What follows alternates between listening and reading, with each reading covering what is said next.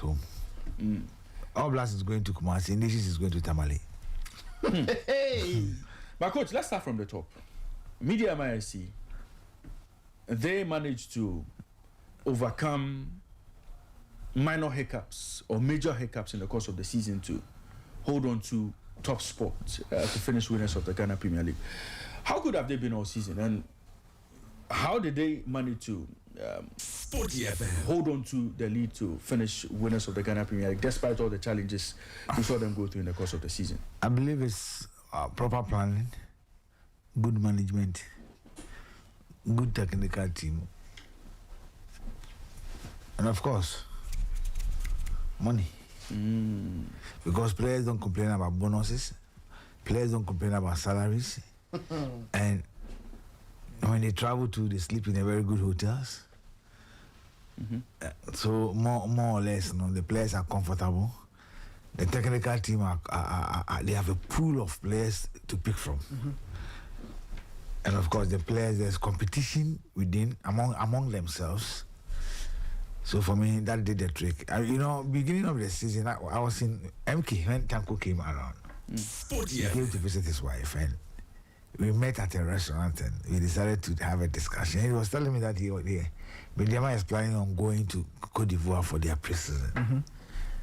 And truly, they went there, and after every friendly that he plays, he sent me the video. I watch, we would talk, and he analyzed the game. Though they had some difficulties in terms of playing some of the teams out there. They play lower tier, and then they are elite teams in Cote d'Ivoire. So when they came back, you realized that they started very well. Apart from Mubarak Yusuf, who is probably the most experienced among the Mediama players, the rest of them are young players. And we know Tanko to be someone who loves to work with young players, especially when he was with Accra Lions.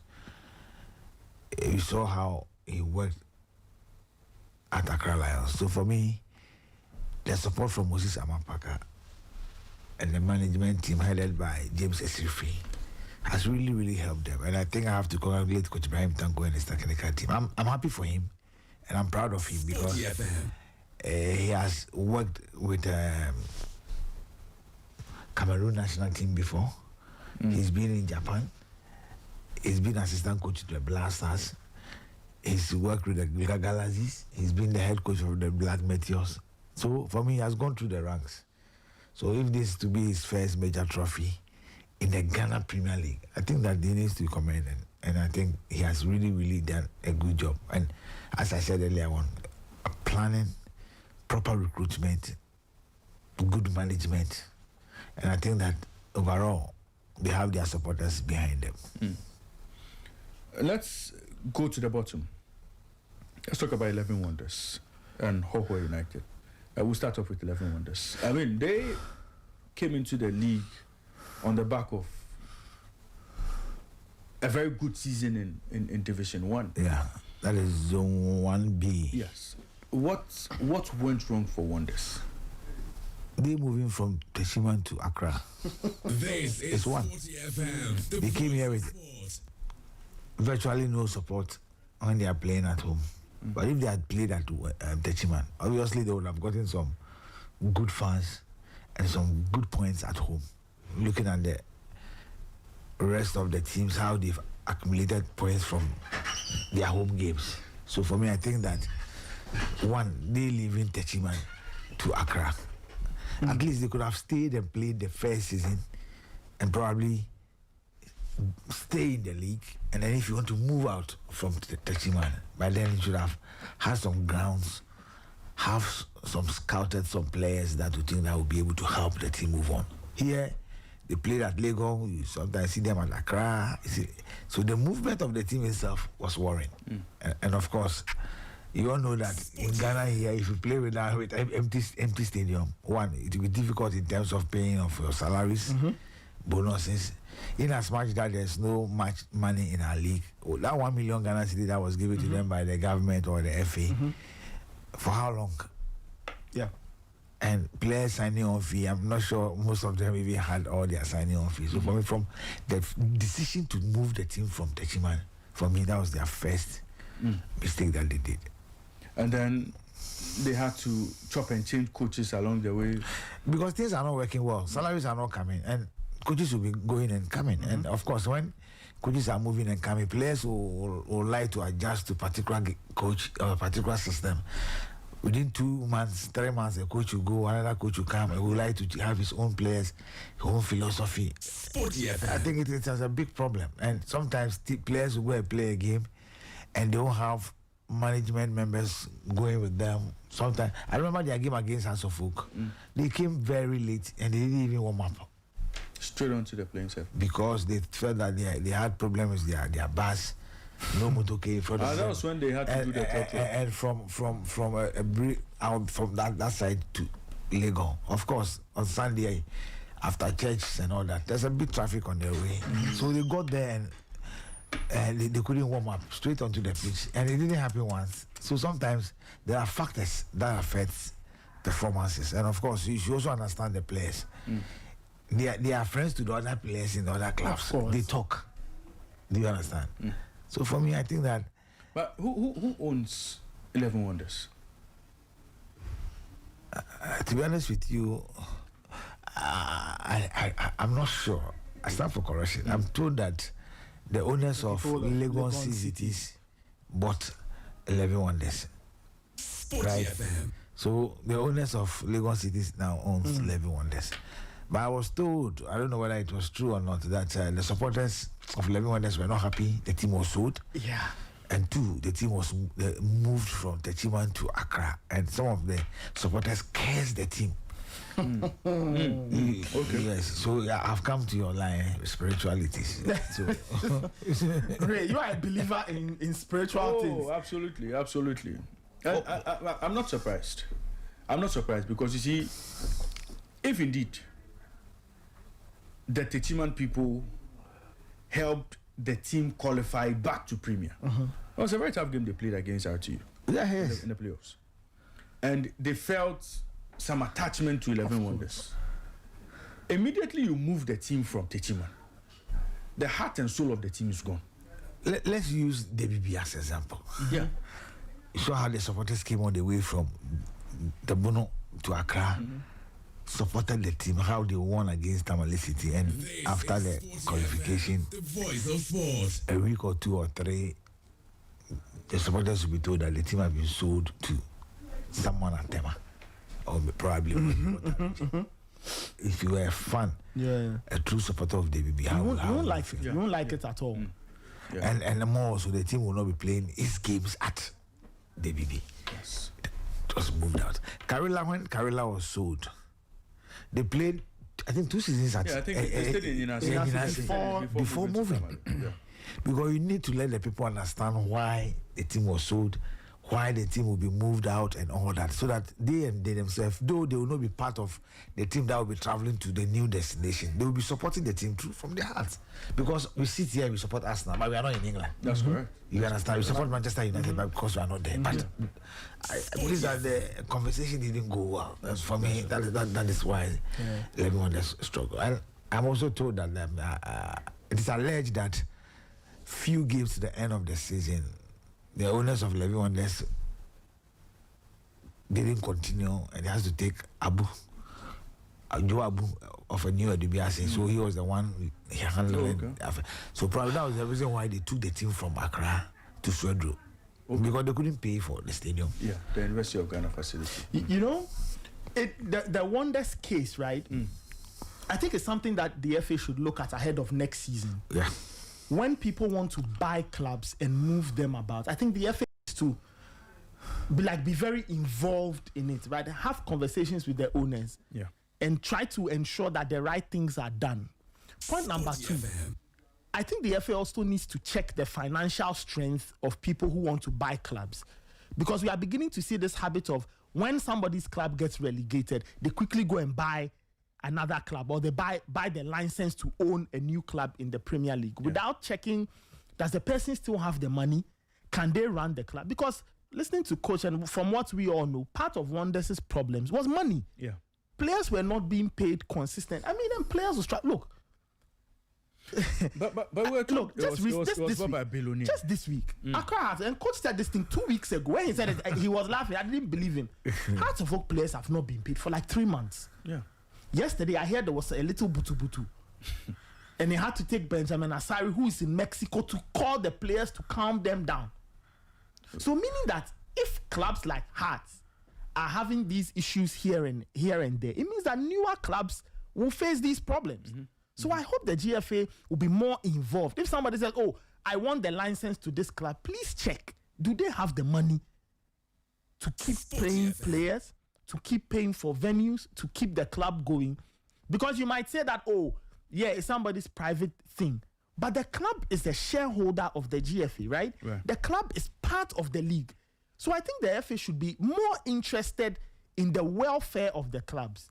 If somebody is buying a team, please check. Does the person have the money? Are we sure they can pay players for one whole season and not have problems? Because Wonders came into this with a lot of promise. A lot of promise. Fans in Techiman hoping that their team will be there. After a few weeks, that thing ends. They come to Accra. Nobody knows what's going on with them. They are showing up at league matches with teams with barely no substitutes. Players are taking trotro. Players are, You see, that is why I'm happy for the new entrance. Port City, Ice Good 04, and of course DBB. You have solid financial back. Of course. So it tells you that come next season, if you don't have enough fans in the Premier League, you suffer. You really suffer. And I think that the media needs to talk about this. We need to let the public know about the stance of these teams that will be participating come next season. Because look, at the end of the day, you talk of Samates, you talk of Mediema, you talk of Bebeni Gold Stars. Karila is being handled by Arabo Haruna Idris. We all know how strong he is. When you go to Bichim, Agama all these years, sometimes they struggle to, but I'm sure this year is going to be a big lesson to them. For Brekum Chelsea, as I said at the beginning of the season, they sold as many as 9 players.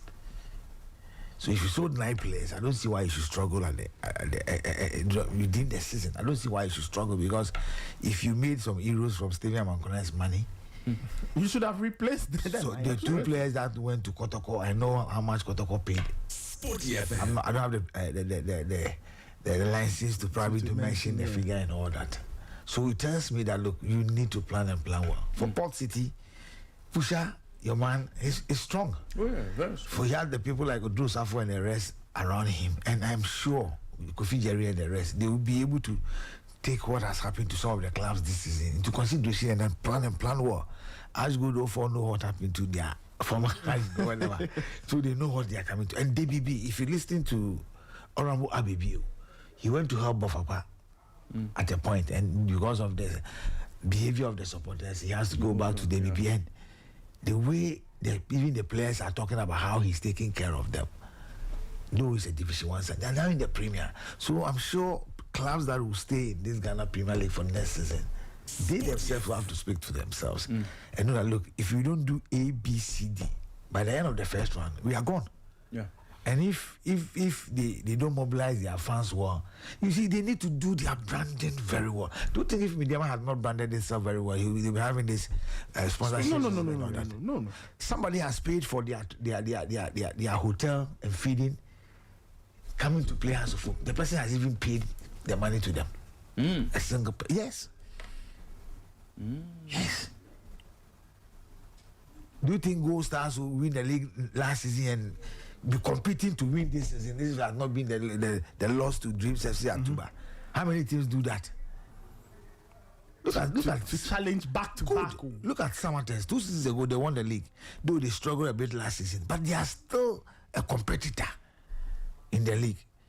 And the teams that I've mentioned, how many of them do you hear that the players are complaining about salaries and bonuses and all that? And this helps the league grow. This helps people get interest in the league. Sporty FM.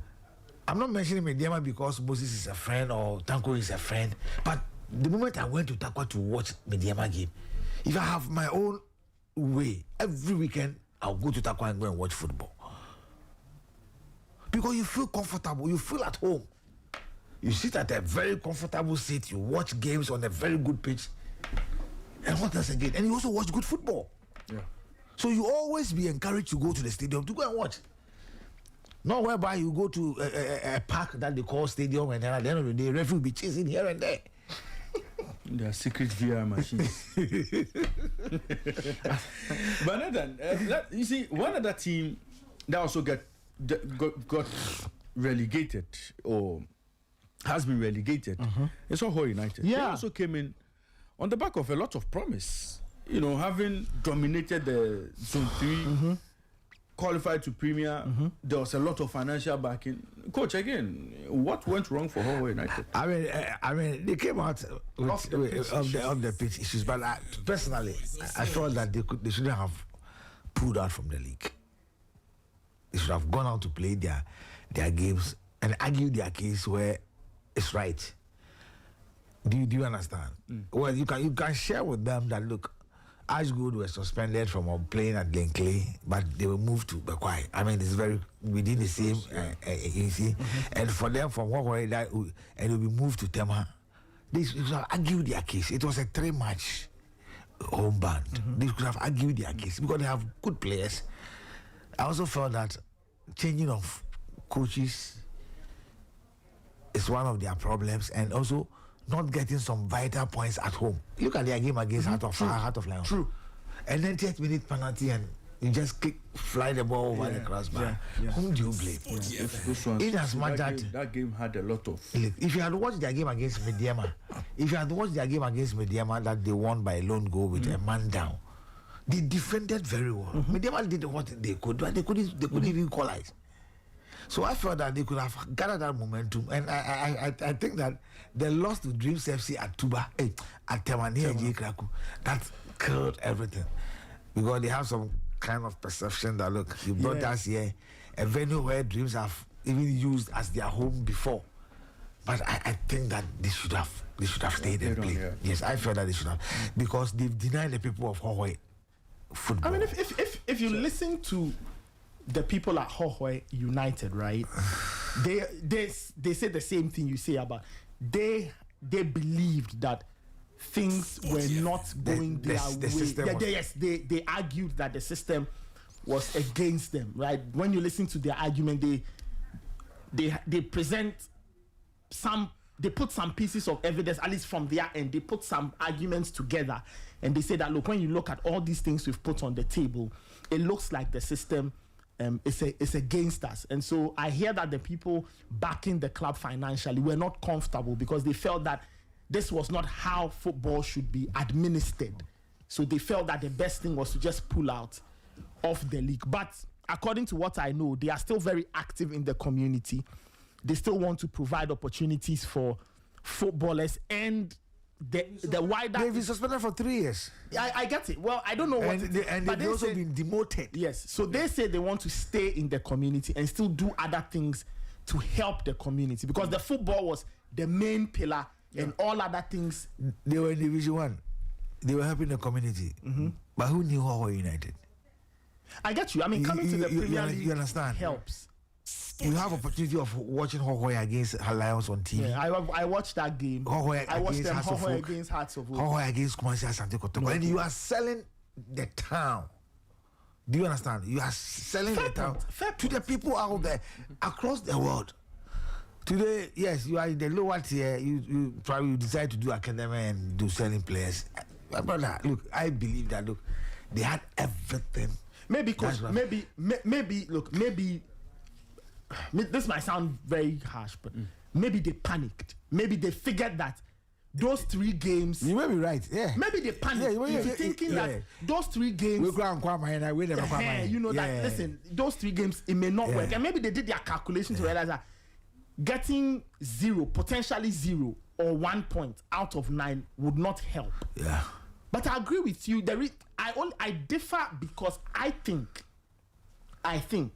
they probably should have played through the ban, right? Yeah. Just to see what happens. Just to see. Yeah. Right? Look, walking out, this is what I would have done. I would have kept the walking out option. I'll put it aside a little. Yeah. Play the 3 games and see. Right? If you come out of that with 0 points, okay, then yeah. But I would play through the 3 games just to see, maybe one win could have emerged somewhere. Yeah. Right? One win could after have the emerged Dreams somewhere. game, I think they were supposed to play 11 Wonders. Yes. At Swedro. Also, 11 Wonders went I there. feel that Yes, game was because- a winnable game. Of course. So you get 3 out of 9 potentially. It can help you get a few Yeah, points here and there. they may have points of probably referees. Referees not helping them or cheating them. But there's no club in this Ghana Premier League that will say that the referee has not favored them. There's no club. One way or the other. Do you Decisions understand? even out. Yeah, You get some here, yeah. you get some. Clubs goes to Hawaii and they come out to say that no, you're quite not officiating. I'm not saying it's good. But what I'm trying to say is that at least they should have, as Nathan Yeah, I said, think they probably should have played panicked the a bit because too look, early. I remember when they were in Division 1 and then played Kumasi and Sante Kotoko in one friendly. Okay. And you saw how the people of Hawaii painted the town red. That made people believe that look, football made in Hawaii. That is the sad part for me because Yeah, I all of agree those with you. fans will now miss out on Every watching weekend. Hawaii United every weekend. Those who had businesses thriving on match days That's true. would miss out on that part. That's true. That's true. The players themselves will now have to figure out where they go next. And the investment that Sporty FM. They made. Peter Amewu has made, Yeah, they made. fixing the stadium, bringing it up to a certain level where it can play Ghana Premier League matches. What happens? AstroTurf that you can. You know what happens to all that investment? I mean, it's very sad. It's very sad. Again, I understand their point. Yes, Look, when somebody says they are experiencing something, you never want to dismiss it. that's correct. They believed, and when you listen to them talk and they line up the arguments, you realize that wow, these are very strong points they have. But as I said, I kind of think they panicked a bit too early. I would have said, play through the ban. Right? And as coach is saying, argue your point that, okay, you've sent us to Tema to play the first one, no problem. Arguments, okay, look, Tema is too far. Like, is there a place, can we play in Accra? You play at Hawaii with empty stadium. Yeah. Or, okay, you know, you've banned us. Okay, we won't let fans come to the ground. We'll play in Hawaii. Something, I just kind of feel, anyway. Yeah, It was sad. So, Coach, quickly, let's talk about 3 very important games this weekend. all the games are important. No, very, very. I mean, I want There's an implication. half of folk they should pay their players. I beg them. This one I had information that the players are waiting for They are late. the general manager. No, like the MD. AMD. Yeah, Julius. Yes, They are supposed to be on the pitch 7:50, but I don't know whether they are on the pitch now or not because they said they were waiting. Yesterday they spoke to the team manager and he was asking them to calm down, everything will be fine. But the players also believe that look, after Sunday they will be meeting the head coach on Monday. He'll be giving them his program and all that. On Wednesday is Salah, you know. They have to enjoy. Yeah, but if you are in their shoes, you have to fall for them. But I think that. But this about, coach, How how many times? This about the second or third time this is happening this season. All season, there has been an issue. That issue has been on the table all season. Hearts of Folk players owed salary. It's been on the table all season. Even before they played Kotoko at a point. I mean, it's always been there. Which game was it? There was a particular weekend they got paid before. I remember one instance, the Kotoko game. I think they got paid before the Kotoko game. No. Before Afterwards. There was another one. So all season long, the issue of salary. players being owed salary was always on the case. But I believe this time they'll do the needful before probably Sunday. I believe they'll do the needful. Coach, let's look at. It's not easy. I mean, the way we are. If you look, if they tell you of House of Folk budget for the month, you'll be shocked. Wow. But I think that they also need to get sponsors on board. They need to brand themselves. This is what I know. Get money. This is what I know. I can tell you for a fact that they are speaking with some sponsors. I won't mention who. Okay. But Nathan, speaking and No. This is what I know. making a solid case. No. For them to come on. No. This is what I know. They have actually presented something concrete to some sponsors. I can't tell you who those sponsors are. So now it's a matter of the sponsors going through this proposal, right? Depending on what Hearts of Oak's argument is, and then the sponsors getting back to them to say, no problem, we like this thing, we will back you, we will support you. That is where they are. So are they waiting for sponsors to come on board? No, I think what they are doing is that they are now pursuing more sponsors. Are they waiting for sponsors to come on board before they go and sort out the hidden issues? Because Hearts of Oak's problems this season hinge heavily on that court case between and the transfer ban, yes. Okay. That affected them in the course of the season. So again, you look at Hearts of Oak and all the nice things around them. If I'm a sponsor, and I know you have this kind of case in court. Sporty FM. I mean, with all the things I've heard around the club, and its indebtedness to players, and Hidden and the likes, if I'm a sponsor, I would really consider my position. And so House of Folk must sort out some of these little things. I mean, that's give the club good vibes out there. As we speak, a lot of pleasant things don't come from the camp of House of Folk. Okay. A lot of pleasant things that will catch the eye of whoever you want to bring on board as a potential sponsor. You know, there are not too many things that will catch anybody's eye when you talk about Hearts of Folk. I mean, I get you. You know, and so they would have to deal with some of these matters first. I'm sure they're on it. Okay. Well, look, as for the hidden case, you are right. It's not a good look on Hearts of Oak, but the matter is in court. Hopefully, they should resolve it. I'm even more concerned about. I think they were in court in 2 days. They were in court I think 2 days ago. They were in court. And I think that they've agreed that the final verdict will be out next month. Oh, yeah. Or that, I think yes. I think next month. For me, I think Hearts should be very concerned about what that court case did to them in terms of matters on the pitch, because the ban really destroyed Hearts. Right? It really affected. They couldn't improve the team in any way, and they suffered. Look, if you have a look at the home table, the home form table in the Ghana Premier League, Hearts of Oak were 16th. Yeah. 16th. 16th in terms of the home table, behind Vision. The two worst teams, or the two teams worse off than Hearts, Hohoe and Wonders, and they are out of the league. You know? So that says a lot about Hearts' problems on the field. They just couldn't win enough games at home. Hearts played how many draws? 15 draws. Simply couldn't in a league season of 34 games, Hearts of Oak drew 15 of them. So that's out of 45 points. Out of 45 points, Hearts got 15. And this pushed most of their supporters going to the stadium to watch the team. Yeah. This pushed most of them. Yeah. And I mean, you need to make money from the gates. Supporters can contribute and all that. But with this kind of performance, definitely not. And they knew their problem. They knew they had to bring in strikers. They couldn't bring in strikers. Of course. You know, so, but we'll see where they go from here. But coach, quickly, let's look at Samatex versus Samatex, Young Apostles versus Samatex.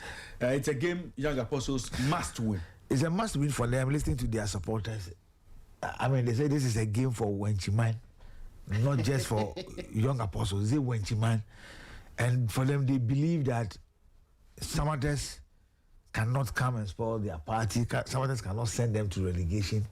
They also believe that ever since Kotoko came there to beat them, no team has come there to win. And with their last game that they played there against Nations FC, you know, Nations called for the change of the referee, Juliet Appiah.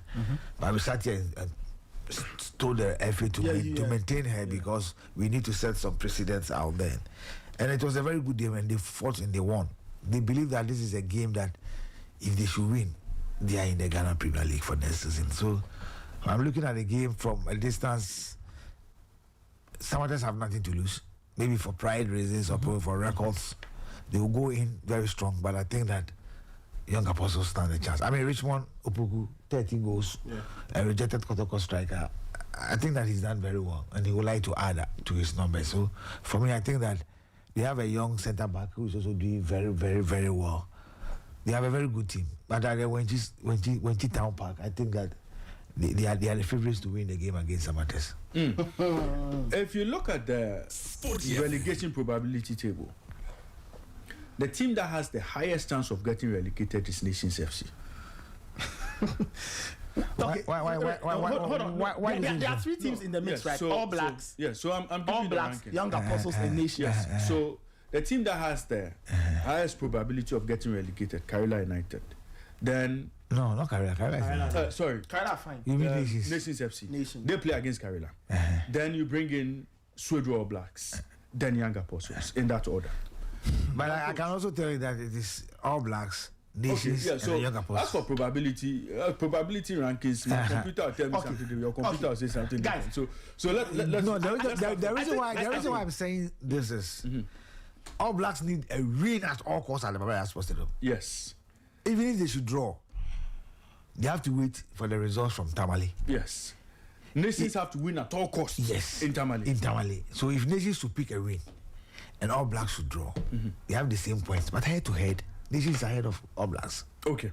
So you get a point. Yeah, there. head to head. So Nations have their destiny is not in their hands. They had their destiny in their hands when they played Vision FC. But now their destiny is in the hands of Mazda Sati Kotoko. Okay. So Kotoko will determine Kotoko whether will become Nations will stay or go. Yeah, they are Kumasi Okay, rivals. for All Blacks, so All Blacks, they need a win. They need a win. An outright win. Outright win. Karela also need a win. Karela is no, Karela, they are safe.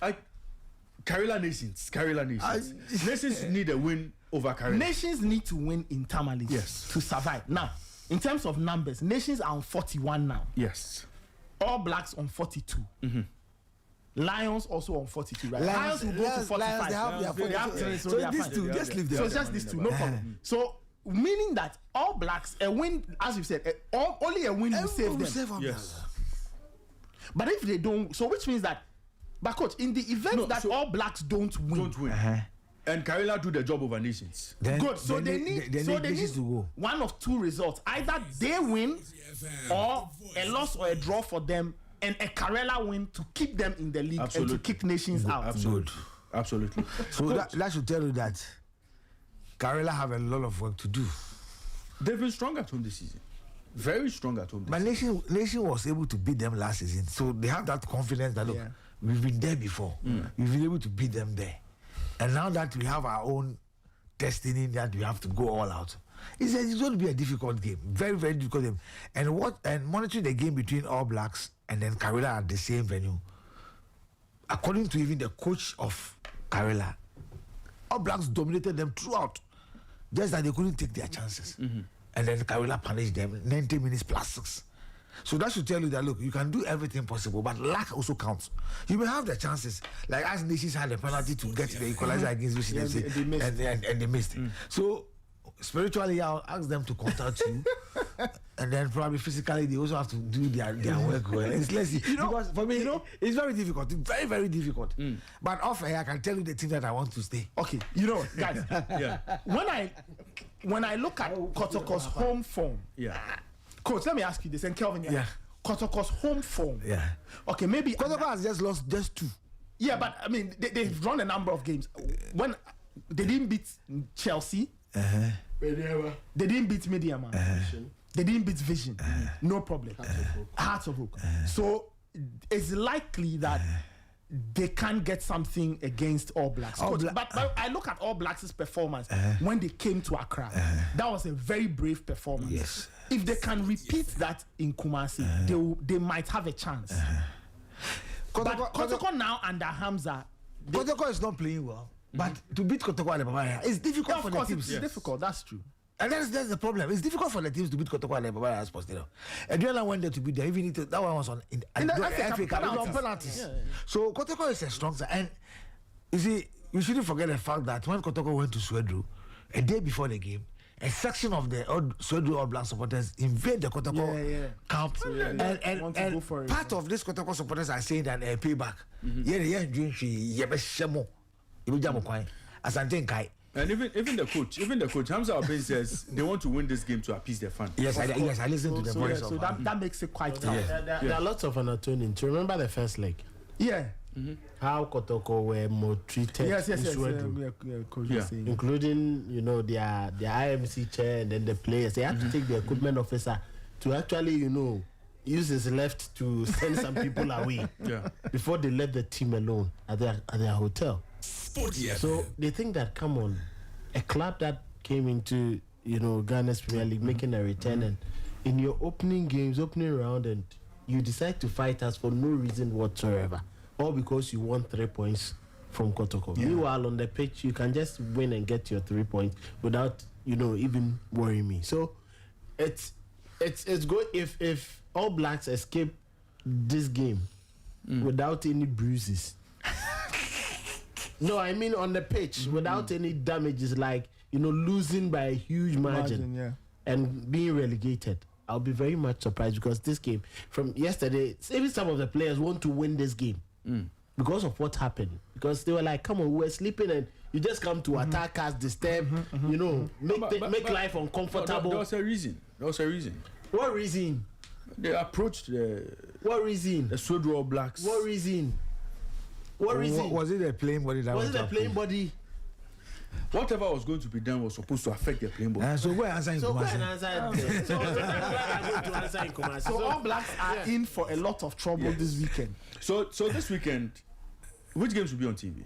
It has a full media. Coronation games. We wanted the two. What two? But we'll follow. We'll be following. You can take your cameras the there. Karela Nations game. Yeah. I think that the FA should be very concerned what happens in that. You should be concerned about all the games. And the Kotoko All Blacks game, they should be very concerned about. And then Young Apostles. And then the Young Apostles Samatex game. You see, these three teams that are fighting relegation, we must keep an eye on all these games, so that we don't have any situation of any pinimamisha or situation.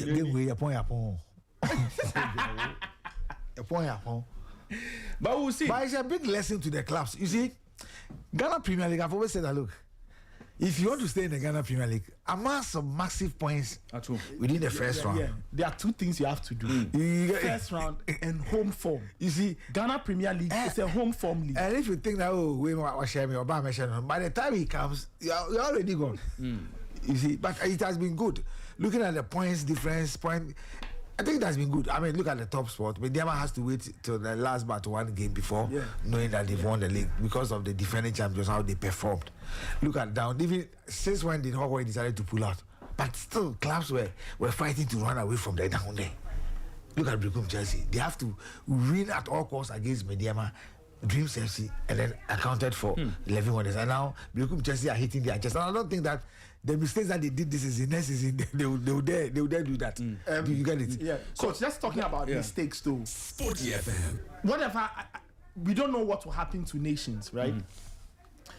Because whatever happens to nations, how did they get themselves here? A team that I felt would be challenging for the league title, because I felt that Mediama were always going to be there.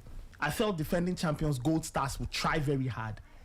I also felt nations would be the third or fourth team to be in the mix, but what went wrong for them? One, I think that the sacking of Mengel and then Johnson Smith was a mistake. Okay. By the time the results weren't coming. But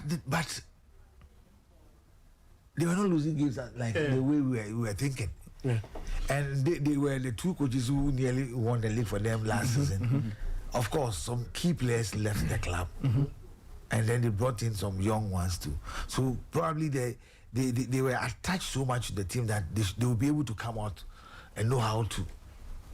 Frimpong came in, tried to change the mentality of the players from how Mengel was playing to his.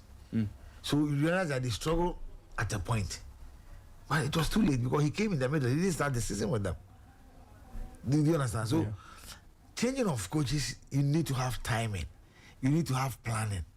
And then the one replacing the one you are sending away should have a source of character that will be able to drive the team straight away. Because Ghana Premier League, when you lose 3-6 points, my brother. So for me, that is the decision. I thought that the management, for me, didn't do well. Probably they also know. I'm more concerned about, for example, the futures of some of their players, right? Yeah. Assuming they go down. So Simpson, Emmanuel Ano, Gripman, okay, this guy plays. No, but it doesn't matter if only they'll be paid the way they are playing. They are paying. They are being paid in the Premier League, and they feel that they want to play. They'll go and play the Division 1. It depends on how, and it also depends on how their contracts are. Yeah. Do you understand? It depends on how their contracts are. But I don't wish them that way because look, the kind of facility that you see at Abrankesi, look, they cannot afford to say that this team should go to Division 1. But at the end of the day, it's their own doing. You have to. It's their own doing. So it's a crucial game. And I'm sure the players themselves know that, look, they cannot let themselves down by going to Tamale. And of course, Pedro Black, as Mengel said, he said he will do everything possible as a coach. Do you understand? But if the players go onto the pitch and they messed up, you can't blame him. Right. Coach, let me quickly take you through a few of the games. Quickly, Brekum Chelsea, Bechem United. Both teams have secured their stay in the Ghana Premier League. But I think Augustine Okra will be looking to score more goals to add up to his 15 targets. But I think that Chelsea looks stronger than Bechem at home. Gold Stars 11 Wonders. Oh, straight away, I'll give it to Bebedu. I mean, what's the striker? Kumi? Yeah. He's also having 13 goals. 13. He also would love to add that because 11 wonders, of course. But then when the chances come and he's able to take them, I will not be surprised he may have a brace in the game against 11 wonders. Yeah, he could even score a hat-trick. That team is loose. Yeah, very loose. Okay. Heart of Oak Mediama. Another game that I think that Mediama wants to win. Hearts of Oak also wants to maintain their top 4 slot. Yeah. But Hearts of Oak, if even Hearts of Oak should lose, they'll be waiting for Basake and then Dreams FC because Dreams is having for time. If Dreams should beat Basake, it means Hearts of Oak will be missing the top 4. It's going to be a difficult game. But for Ibrahim Tanko, he believes that look, he needs to seal it. But with what is happening to Hearts of Oak in their camp, I don't know the kind of mentality that the players will be coming in if they do not have their salary before the game. If they do not have their salary before the game. But I think that Mediama looks very stronger than House of Oak, but especially at the Accra Sports Stadium. Possibly a draw. I see Mediama winning this From game. the draw masters. Well, No, I see Mediama winning this game. Holy Stars will take on Dreams. And you know, Dreams. It's a difficult one. Yeah, but Dreams at the start of the season had issues. Oh, of course. But what I like about Dreams is they stayed with Winfred Dormo. They didn't change. Dreams doesn't change coaches like that. Yeah, they believe in what they do. Yeah. They believe in what they worked on. Their philosophy. And that is what I've loved about Dreams FC. Look, they will promote some of their players from their youth teams and they'll give them the opportunity. If it doesn't go well, they encourage them. Do you understand? Have you seen a Dreams FC player attacking officials before? No. Go out there and play your game. But against Basake and the Astro Turf it's going to be an interesting game. Tough one. If it ends in a draw, I'll not be surprised because for Dreams FC, they are very good playing away on an Astro Turf. But for Basake, the Trinity Boys and the rest, of course, I would love to see them again on Wednesday when Mediama play them for the coronation. You know, Medica will be appearing live. So okay, so we are all going to tackle. You are who? Yeah, you can go. So you know, Raymond, there's one thing also about Dreams FC this season that I think we shouldn't take our eyes off. They were playing some of the best football. I think, you know, when the season started, they were just not converting their chances. Yeah.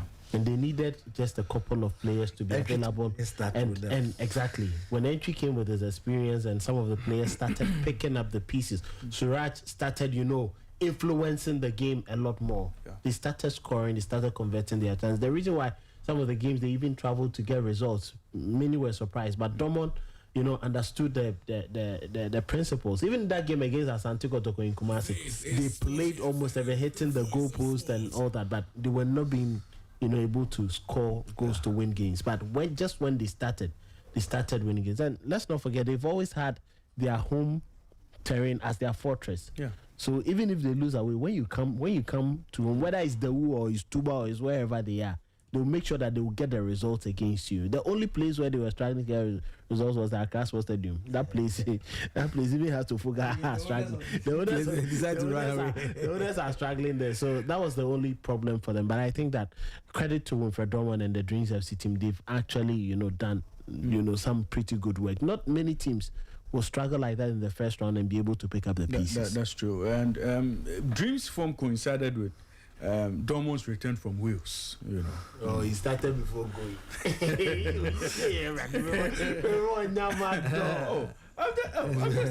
Coach, you know what I mean. You know, it's good for us, eh? You know, Dortmund is one of the. Do I say?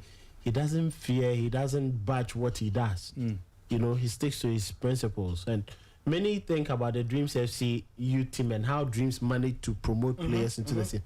It's his doing. He was with Still Believing and the other one. He worked actually the players from the basics, and then when they get there, Zito just takes over, or any other coach that is in charge of the senior team takes charge. So I think credit to him. He's really developing. Hopefully he gets better and then doesn't get worse. You know, we say old wine, what? It tastes better, right? Well, but so currently our old wines, they take teams and we start crying. There are twin brothers. Vision, they'll be playing against Uganda this weekend at the near J. Kaku Stadium. Vision wants to make it back to back because they went to beat Uganda at Dama. And Uganda wants to get their 3 points back. I mean, Choba risked our last game for Uganda, and for Vision FC, they want to let their fans know how they played against nations. At near J. Krakow, it will be difficult for Uganda. I think Vision will carry the day. Fantastic, Coach. Let me push you to the wall. I'm not going to allow you to go without answering this one. Nations FC, Young Apostles, Swedru All Blacks. Who stays? Young Apostles. Who gets relegated? Young Apostles will stay. I wish Nation stays.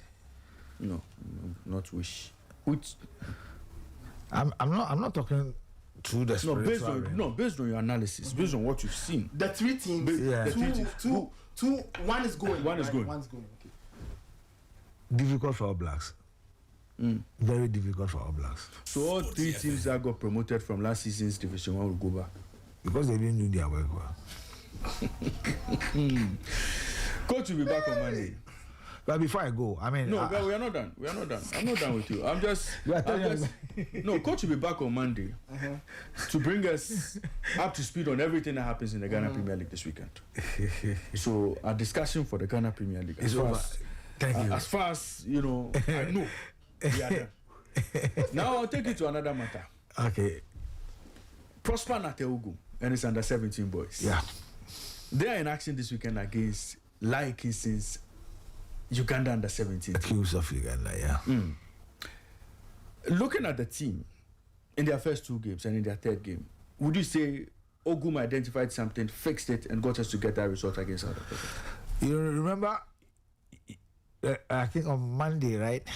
You said that if Ogum do not win the game against South Africa, he should resign. He should resign. Yes. And I told you that, look, some of us will have some conversation and the things that we also realized from the game against Algeria, you let him know. And yes, it was a difficult game, but I think that we won. But that was not what we needed. We needed to win and straight away qualified for the World Cup. Now we have to go and play the playoff. We have issues with the team, to be honest with you, especially our defending, for me, has been very poor. And transition-wise, not bad, but the finishing has also been very bad. If you watch the game against the South Africans, though they have a very good goalkeeper, we also had some couple of chances that we could have at least made the scoreline like 6 if we had taken them. I don't think we should be sitting here by now talking about the playoff against Lai's Uganda's team. Quarterfinals. These are young boys who are very talented. They've got the talent out there. But I think that they've allowed them to do most of the things that I feel that they need to be controlled. When it comes to under 17 and you are a manager on the touchline, you need to talk more. You need to talk more. Because the more they play, they enjoy the game. Before you realize they are playing Monday stars for you. Where to release quick, they would love to dribble before. Look at Abdul Latif, the chap on the right side, the left-footed player. How many times did he cut in and shot off target? More than 7 times. So what was the what was the instructions from the bench to him when he made the first, the second, the third, the fourth, the fifth, and the 7th? I believe that this is the time that the players need to be talked to. They need to be on their feet. I'm talking about Prosper. To be able to issue instructions. You see, the South African player that got injured on the right side. Yeah. I think we were lucky he went off. Because he was tormenting our left back. And our two central defense, because every time he gets the ball, and we were losing the 50 balls, and that has been our problem. That has been our problem. Individually, look, the talent is there, but the way we are playing, for me, it calls for worrying.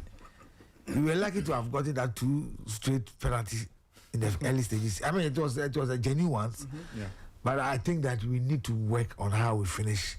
That's true. The chances that we create. Look, I heard people talking about Lai Kingston being the former coach of the national under 17. He was at Lagos when he lost the game before he said he has resigned. It was the tournament was not over. Yes. He left, and his deputy took over. The second deputy is Jacob Knighty. They've all worked with Lai. So if Lai knows our team, our technical analyst also knows Lai Kingston, how he thinks, how he prepares his team, how he does his things. So Nana Jimai and then Jacob Knighty should be able to let Prosper know that, look, we've worked with Lai for so many months, right? We've traveled, we've worked with him. We know how, when he's on the touchline, how he behaves towards his players, for his players to react. This is it. So this should be the kind of approach you should take into the game. Lai may think that, look, these guys are new to Lai. No, I think the captain that played under Lai, and one or two. The rest of them are players that Prosper and then Jacob Nanajimai put together. But Lai is a the guy who scored the penalty, he was not Lai's player. That's what I'm talking about. But Lai is a smart guy to know how Ghanaians think, know how Ghanaians play their game, knows how Ghanaians feel when they are under pressure, and knows how Ghanaian does their calculations when it gets to this point. He's a smart guy. But we also look at the kind of quality that we have and then work towards it. We should be able to beat the Ugandans. I don't see how Lai's team should beat this team. It should be a pep talk from the technical handlers, especially Nana Jimai and then Jacob Nete, because they have worked with Lai Kingston. Lai Kingston wants to prove a point, not anything. When he qualifies for the World Cup, it's a plus, but he wants to prove a point to the system. Do you understand? You made a mistake by letting me go. No, he left. No, of course, but... And then he came back to apologize. And I felt that he wished he would have given another opportunity, which he didn't come. But he had another opportunity somewhere, and he can come back probably as the Black Star coach or something else in future. But this is the time Lai wants to prove something. Look, it's not easy going out there to take another country's national team, country that you know nothing about, to build a team like that. I remember I met him at Coman's birthday. He and Stephen Appiah. We had a lengthy discussions about how football in Uganda is and all that. But I'm full of confidence about this. Our boys should be able to go through against the Ugandans. Right. Well, the Black Starlets, they'll be playing against Uganda in the World Cup playoff match for a slot in this year's Under-17 championships in Qatar. Lai Kingston will be desperate to get one over the Starlets. As former coach, now coaching Uganda, Prosper Nateogum would come under lots of pressure from Lai and his men, but we'll see how things pan out in that game. That game will be played tomorrow, so we'll be bringing you up to speed on everything that happens in that one. But this is Sporty Breakfast. You're live on Sporty 106.1 FM in Accra, 102.5 in Takoradi, and 91.3 in Kumasi. Coach Ebenezer Sifai is in studio with me.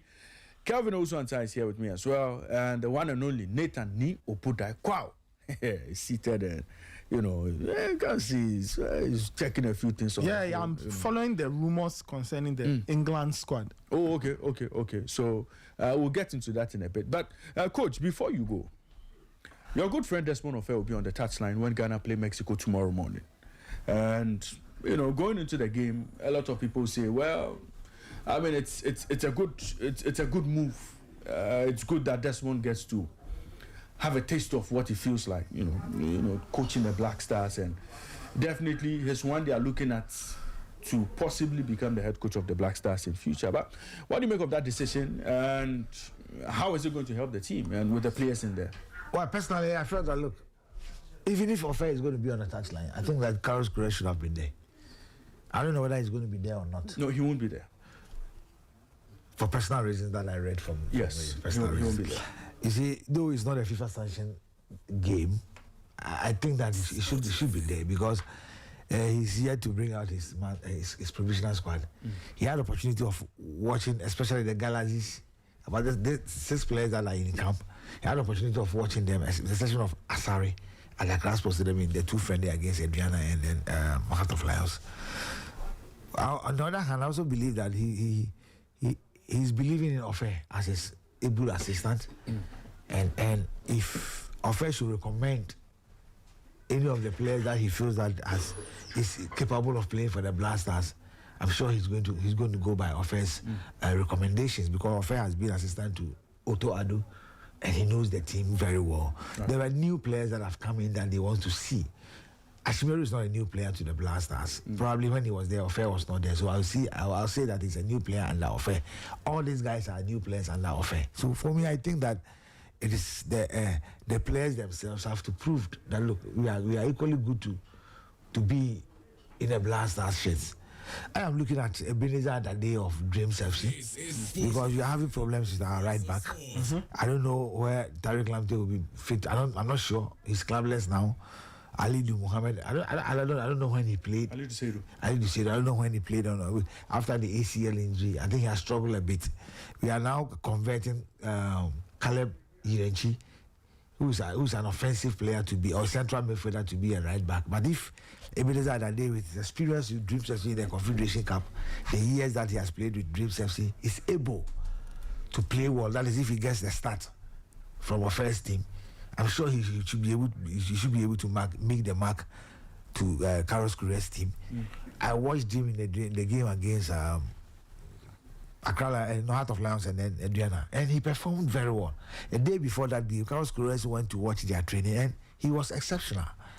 I wish he does very well. And of course, Benjamin Asara, I know he'll be having 45 minutes of the game.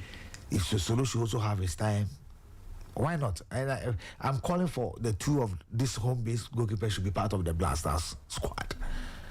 I've said that Ghana, we don't have goalkeeping problem. It's a matter of choice from our handlers. They decide to pick which goalkeeper I want to, but we have good goalkeepers. I want to see Razak Simpson again in the Blasters shirts, possibly with Ebenezer Aban, or probably Yegbe, right? Terry Yegbe, former Vision FC centre back. He's a very, very, very good centre back. If you had monitored him, you could see that he's very strong. The stature is there, the height is there. If you should pair him with Razak Simpson, who has had a lot of taste with the Blasters in the qualifiers, I think it will be good. If Ebenezer Aban gets his chance, fine. You're forgetting Nathaniel Eje. I'm saying that, look, these are players I want to see them given the opportunity. All of them may not have the chance to play. True. They may be there, but they may not have the chance to play. I want to see Majid Ashimeru in this game and see how he perform. And for me, I want Ofei to be fair.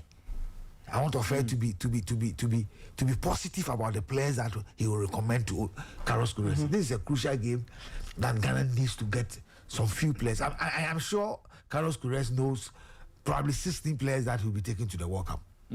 Probably he needs some adapts. So that the game against Wales at Cardiff, I'm sure by then we should be able to have the list of players that they'll be going. But for the Mexican national team, for them, what do they have to lose? They have a team. We don't have a team. We are now trying to put up something. We can call some few names, but as a team, Carlos Queiroz is just to play a competitive game under him. Do you understand my point? So the Mexican team, we should see that, look, this is a test game. Not just a friendly game, a test game. If you mention a friendly match, I can go and play anyhow I want to play because it's just friendly. It's a test game for the players, especially the home-based players, because I follow the Ghana Premier League. For me, I want to see them perform, especially one player that I've always called his inclusion into the national team, Salim Adams. If he should get opportunity in this game, he should prove to everybody that, look, if not the best player in the local scene today, then he's one of them. Yes. When Salim Adams left Hearts of Oak, he went abroad, right? Yeah, he went to the US. He went to the US. Yes. He didn't play for an MLS team. He played for a MLS 2 team. He went to the US. Yeah. Right. He didn't cut it there. Right. Yeah. Then he came back to Dreams to reignite his career. He didn't come to Dreams FC. He came back. Mediama. He came back to Mediama. Mediama. He came to Hearts of Oak. Yes. Now at Mediama and trying to get back to his best. Yeah. Doesn't it come too early for him? It's not. When you watch Salim Adams and Coach Ibrahim Danko, you could clearly see a different Salim Adams. So maybe Salim Adams would have to wait to play in Africa, prove himself in Africa. No. stay consistent in the Ghana Premier No. League? And then we'll start looking at him as Habib Mohammed of player who is ready to Habib play for Mohammed the of Kinfesa, when he had his chance to play for the Blasters in Germany, has he played in Africa with Kinfesa or what? But because of positive mindset, because of encouragement from the technical team, he made it. You talk of Heart of Lions, what's the name? Aminu Dramani. A lot of people even question why Heart of Lions player is in the Blasters at that time. Against the US. You saw how he penetrated and scored that goal. And that gave him the confidence to play. And people began to talk about Aminu Dramani. I have confidence in that. Unfortunately, I'm not the coach in the person of Desmond Ofei. But I believe that if he's given the opportunity, he should be able to play alongside the Thomas Partey's, the likes of Kwesi Zibos, the likes of Elisha Usu. He should be able to play. You see, there's one thing that we are not getting it. When we talk of Antoine Semenyo playing very well with Manchester City, when they ask him, say, I'm playing around quality of players. So if you have Salim Adams playing alongside our supposed quality of players, won't he perform? And these players that he's playing along, he has played with them at the junior level. So they know themselves. So if you talk to Larry Kingston, talk to Steve Appiah and Asamoah, they know themselves from under 17, under 20. So in case even I'm not having more playing time in my team today, and we come together, the things that we do before clicks, and then we go back to how we play. Look, give them the opportunity. Nobody can convince me that Salim cannot play because you've not giving him the opportunity. What makes you think that he cannot perform? But to be fair, Benjamin Saleh was invited. He didn't go to watch Atisigi training. He didn't go to watch Jojo Walako training. He went to train and he proved to them that, look, I'm equally good when given opportunity. And today we are saying that Asare is our number one. Look, give the player opportunity. Let him go. If he doesn't perform, then you have every cause to say, so you're more local player on the ball now.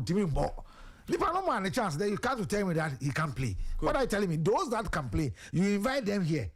We see them that they cannot perform. Antoine Semenyo is our best player in Europe today. Tell me which game against in the Blast Ashes that he has performed wonderfully well. Tell me. Inaki Williams, coach at Bilbao. We've been seeing him scoring against Barcelona, Real Madrid. In the Blast Ashes, tell me which game has he performed. But that doesn't make him a bad player. Coach, let me ask you this. Is Salim Adams the best midfielder in the Ghana Premier League? I would say yes. He has scored how many goals? 10 goals. He has assisted his team to win the Ghana Premier League. When it comes to set pieces, I don't know which player you can compare to Salim Adams in the local league. So I would say yes. Okay. What Nathan, is okay? Nathan. Bring it on. I'm done. Oh, no, I was just picking your thoughts. So for me, I believe that we need to support them. We need to encourage them. It's a difficult one. Look, Nathan, our Blasters are not in a very good shape. We all know. Yeah, that's true. Do you understand? Like today, we will sit here and hit our chest that look, this is Blasters. We are not sure of certain things until Carlos Queiroz comes out with a squad. And I'm saying that possibly he's having about 17 players at the back of his mind. Possibly he's having about 16 players at the back of his mind. You understand my point? Maybe he's using the Mexico friendly match to assess some of the players through his assistant coach that he believes. That is Ofei. And I'm saying that Ofei should be fair, Ofei should be positive, Ofei should be able to let us know that, look, these players can perform. Whatever decision that Ofei will take, I'm sure he has had discussions with the head coach. That is Carlos Queiroz. Last time don't have a team, we are now preparing to go. Look, they should go and do well. That is what I can say. Nathan, which players would you want to see in Desmond Ofei's side, against Mexico tomorrow? Against Mexico? Yeah. I mean, I'd love to see Salim. I'd love to see Adade. I think the goalkeeper spot is most likely will be Benasari, who gets to be in post. I would have loved to see Adasi get some minutes in that game as well, just to, even if he doesn't make the World Cup squad, right, just to get into the minds of the national team selectors for future assignments. I'd love to see what's the chap, your player's name, the player in France? Nathaniel Ejay. You see, because I think that physically When I say Raymond's player, it's not. No, the way you understand what I'm saying? No, he's a very good player. No. Look, every Ghanaian playing football, and it's picked by the coach. We need to support him. I'm very curious. I'd love to see, especially at centre back, the players who are physically imposing. Right, we've lost Salisu, so we don't have a lot of height. Yeah, and we need balance in that back line. You get it? So we need a left-footed centre back. So I'd love to see what these guys will bring physically. What do they offer? Can they be weapons we can use at the World Cup from dead ball situations? Right. So as I've mentioned Salim, I've mentioned Adadi. Up top, the other piece in midfield I'd love to see is Majid. He hasn't had. Majid Ashimeru. Yes, he hasn't played so well. I just want to see. You see, because I always say that when you look at all the midfielders we usually call for the Black Stars, he's very different. Yeah. He's very unique to all of them. So if he's fit, he's a good tool to have. Right? If he's fit, he's a brilliant addition to the team. So I'd want to see what it is he has to offer the team. Right? But I guess the rest of the options, some of the guys like Jesron Raksechi, I'm sure he'll get his minutes. I think a lot of those players are players maybe the selectors are thinking of as U23 players. What kind of... That's the reason why they want me to technical. Yeah, so it's important that they also see the players and bring... Like, think of these guys when we congregate next to start to play Olympic qualifiers. Right? Because some of these guys, they fit the age, the potential is there. They may not be full Black Stars material, but they've gone past under 20. So, you know, they're kind of in between. So you give them the U23 to see what they can offer. So for me, those are the players I'd love to see, you know, some of the guys I've mentioned. And then the rest of the team will pick itself. I'm sure Carlos Queiroz will observe. And I guess this friendly will be to Carlos Queiroz an opportunity to fill out the remaining slots in the national team. I'm sure somebody's performance will catch his eye. Sporty FM. You know, somebody's performance will catch his eye and say, let me add this guy to this team. And then when we play Wales, I can give them one final test just to, you know, feel out the chemistry and see what happens. But it will be an interesting one. I don't know what it is we want, whether we want a result or the performance. The other thing I want to see is Ofei and how he coaches. The last assignment we gave him was the U20. Right? No, coach, I'm saying I just want to see. I get it. His temperament. In such a game. The friendly may not mean much. But I just want to see a bit of his ideas. What kinds of things does he want to do tactically? Between the under-20 job and now, has he changed as a coach? Are there new dimensions to his game? And then I just want to see how he handles the assignment in such an atmosphere. The Mexicans are happy. The place will be packed. How does he handle himself and the team in that kind of environment? So those are the things I'll be looking out for when the team plays. I'm sure Mr. Queiroz will watch from a distance because he's not going to be there. The FA says personal reasons. I'm sure he'll watch from a distance. And he has one of his people there. Who's the Roger Desai? So Desai is there. Dan Gaspar is there as well. Dan Gaspar, I think, will be there. So all of these guys are there. Even though Queiroz is not there in person, I'm sure they'll give him feedback. And I won't be surprised if we see some of these guys making the final 26 for the World Cup. Well, we are joined in studio by sports analyst Nuruddin Alassan. He's joining us all the way from Boston, Massachusetts. We'll be going to his home very soon to watch the World Cup. Nuruddin, good morning to you and welcome to Sporty Breakfast. Good morning, thank you. Appreciate it. Thank you. Great. Good to have you. I mean, I'm sure you'd want to join the discussion on the Black Stars. Coach, coach, don't be in a hurry to go. So we have 22 players currently in camp, preparing for that game against Mexico. So you have Benjamin Asare, there's Solomon Agbasi, there's Terry Yegbe, there's Nathaniel Ejay, Kwesi Dramara, who plays for Nuremberg, Razak Simpson, Nations FC, Ebenezer Adade, Dreams FC, David Odro, Ajax, Majid Ashimero, La Louvière, Salim Adams, Midiama, Prince Amwaku, Dreams, Emmanuel Ejay, Dreams, Enchida Costa, Ebenezer Adade. These are the midfielders, and then you have your forwards: Raksechi, Crystal Palace, Ibrahim Osman, Feyenoord, Felix Afenajan, Aziz Issa, Joseph Opoku, Jerry Efriye, Ebenezer Aban, and then Daniel Ejay. Ebenezer Aban has been dropped to forwards in this list. Of course, So these are the players we have in camp. Your quick thoughts on, this friendly, and what the coaches should be looking out for and who could possibly, from this squad, make it into the Black Stars squad proper for the World Cup? Yeah, so basically, I think with this game against Mexico and Wales, it's going to help the coach to add some few players to the players that we know they're already going. So, Afenajan, Majid Ashmiru, these players are top players that have already played for the Black Stars previously. So, I mean, they've not been recently in the team. They're coming back to the team to play. We'll let Ghanaians see how, they performed previously and why they're not caught up in the team. So I think some players, the coach is using this match to look at some few players, maybe 4 or 5 players, because I think Benjamin Asari is already going to the World Cup. Majid Ashmiru, like he said, if you have him in the team, it's a very top addition because he's more versatile in the midfield. He can play 6, 8, and 10 as well, because he's a ball-holding midfielder. Afenajan, we saw him in Black Stars, I think 2, 3 years ago, a year or 2 ago. He was performing well until, he dropped off. So this squad will help, like Coach Queiroz, to get maybe 3, 4, 5 players to the squad that he wants to take to give him that versatility in the game. Right. Coach, before you go, I mean, just like Nuruddin said, a few players would get the chance to get into the Black Stars team proper. For you and where you sit, if I ask you to pick 5 players from the squad who should possibly make it into the squad for the World Cup, who are these players going to be? Well, I've always said that, look, you need to give the players the opportunity. Without giving him the opportunity, you cannot say he cannot play. That has been my point. Because I root for the local players. And I've mentioned Salim Adams. There's no way you cannot take Salim Adams to the World Cup.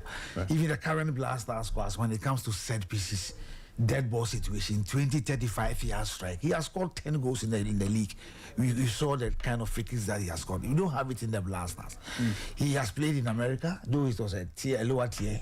I mean, he's played with House of Folk and all that. And looking at his stature that you talk about him before, he should be an addition. I mean, I'm talking about Ebenezer that day. We're having problems with you talk of Tariq Lamptey, Alidu, and we are now converting and the central midfielder in the person of Caleb Renchi to become a right back. I mean, you have a certain player who has played in the confederation, excels so well, the kind of experience he's had. I mean, I'm sure he impressed Carlos Queiroz. That's probably why he's part of the team that is playing tomorrow or tomorrow morning. He should also be part. Razak Simpson has been with the Black Stars and the Otoado in the terms of the qualifier series and all that. These are guys. Majid Ashmedu, we know him. He's gone through the ranks. You understand? And that's why I'm saying that Ofei should be fair. He should be positive. Carlos Queiroz trusts him because of his being his assistant coach. And of course, the report that he gives to Carlos is going to add up to which players are going to make. And I'm sure that the full squad against Wales, that is where Ghanaians are going to see whether you're going to do well or not. Major tournaments are different from these games that we are going to play. I don't see it to be a friendly match. I see it to be a test game. Do you understand? But if you have players like Antoine Semenyo, the likes of Ishaku Fatahus, and I've always begged Antoine Semenyo to give us half of his performance in Man City to the Black Stars, just half of it. You understand? And if the players give us half of their performance in their various clubs into the national team, Black Star will live to a certain level. Do you get my point? So give the players the opportunity and then let them perform. If they do not, that is where you have the confidence to say that, look, more chance, don't want him. So, Coach, you've mentioned Salim. You want me to mention names? Then I'll mention all of them. I said, give me 5. Yeah, I said 5. Unfortunately, I'm not a coach. Coach, give me 5 players who have the potential of finishing in the Black Stars squad. Well, Salim Adams, Ebenezer Adade, Majid Ashimeru, Afenajan, the striker. You give him the opportunity. And I think that Razak Simpson should be able to be given opportunity. And the 2 goalkeepers, I'm giving him 7 now. And the 2 goalkeepers are going anyway. No, I mean, they should go. Benjamin Asari is going anyway. In history, Ghana do not have goalkeeping problem. It's a matter of choice from the handlers. Sporty FM. It's a matter of choice from the handlers. Because if today Asari was invited to camp, he didn't go to look at Atizigi, he didn't go to look at Jojo Walakot or what. He went to train and perform. And today he's number 1. Yes. Do you understand? In the local league, we talking about Felicien of Mediema. We have Emmanuel Kobi of Gold Stars. These are guys who have been competing with Benjamin Asari. But when you talk of clean sheets in our league, the Samate's goalkeeper had about 17 clean sheets. Even 5 goalkeepers, you don't mention Benjamin Asari, who had a clean sheet. So it's a matter of choice from the handlers. They determine who be in the goalpost or not. But I'm saying that in history, go and check. Ghana do not have goalkeeping problem. But it's a matter of choice from the handlers. When Olele came in to be our number 1 in Germany, he had Sami Eje, who has gone through the ranks. But the coaches preferred Olele, who went and he performed. Do you understand? But let me ask this question. You and Nathan should crack this code for me. I've seen teams announce World Cup squad with 4 goalkeepers. What could be the thinking behind the 4 goalkeepers? 4 goalkeepers. Yeah. Which ones? Oh, some teams have announced 4 Which goalkeepers. countries? Oh, I mean, I'm coming. I'll get. But some of the squads have. Out of the 26. Yeah, out of the 26. There's nothing wrong with that. So I'm just saying. No, I'm just saying. What could be the thinking of it? What would be the rationale behind the coach naming 4 goalkeepers? So you see, okay. To me, it doesn't make sense because basically when you take 3 goalkeepers, even in most cases, one goalkeeper will be in the post throughout the game. Unless you qualify already, then maybe the coach will like to try the second goalkeeper. So if you have 3 goalkeepers, you should raise not you know, 92, Barcelona 92, right? The Olympic Games, Ghana went with 3 goalkeepers. Ghana ended up using all the 3 goalkeepers. You had a record, the second goalkeeper got injured. You were forced to use the 3rd goalkeeper. So sometimes in a situation like this, even when you take 24 outfield players, are you going to use all of them? Well, most likely no. No. Sometimes. So for me, if they are thinking of taking 4 goalkeepers, I see there's nothing wrong with that because the possibility of goalkeepers being shown a card, goalkeepers getting injured, anything can happen in football. Yeah, but taking 4 goalkeepers. Yeah, so Morocco, for instance, they have 4 goalkeepers on their roster. It's no brainer to me. It's no brainer. Look, but what about taking 20 let me say it's 26, right? Taking 23 outfield players. Yes, that makes sense because you see, history-wise, goalkeepers don't normally get injured. They don't normally get injured because it's not really Football has changed. I know, but goalkeepers are not really involved in physicality like that, unless once in a while. But if you need the players will get tired, players will get injured. In my team has now our goalkeeper plays. He's involved.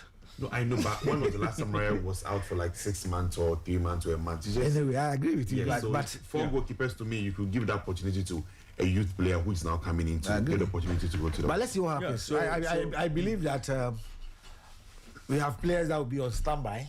Do you understand? Yeah, players that will be on standby. No, I mean from this point on, if you name your final 26, you are done. You remember Falcao of Colombia? I think there were some few days for the World Cup. He got injured, but he was part of their squad.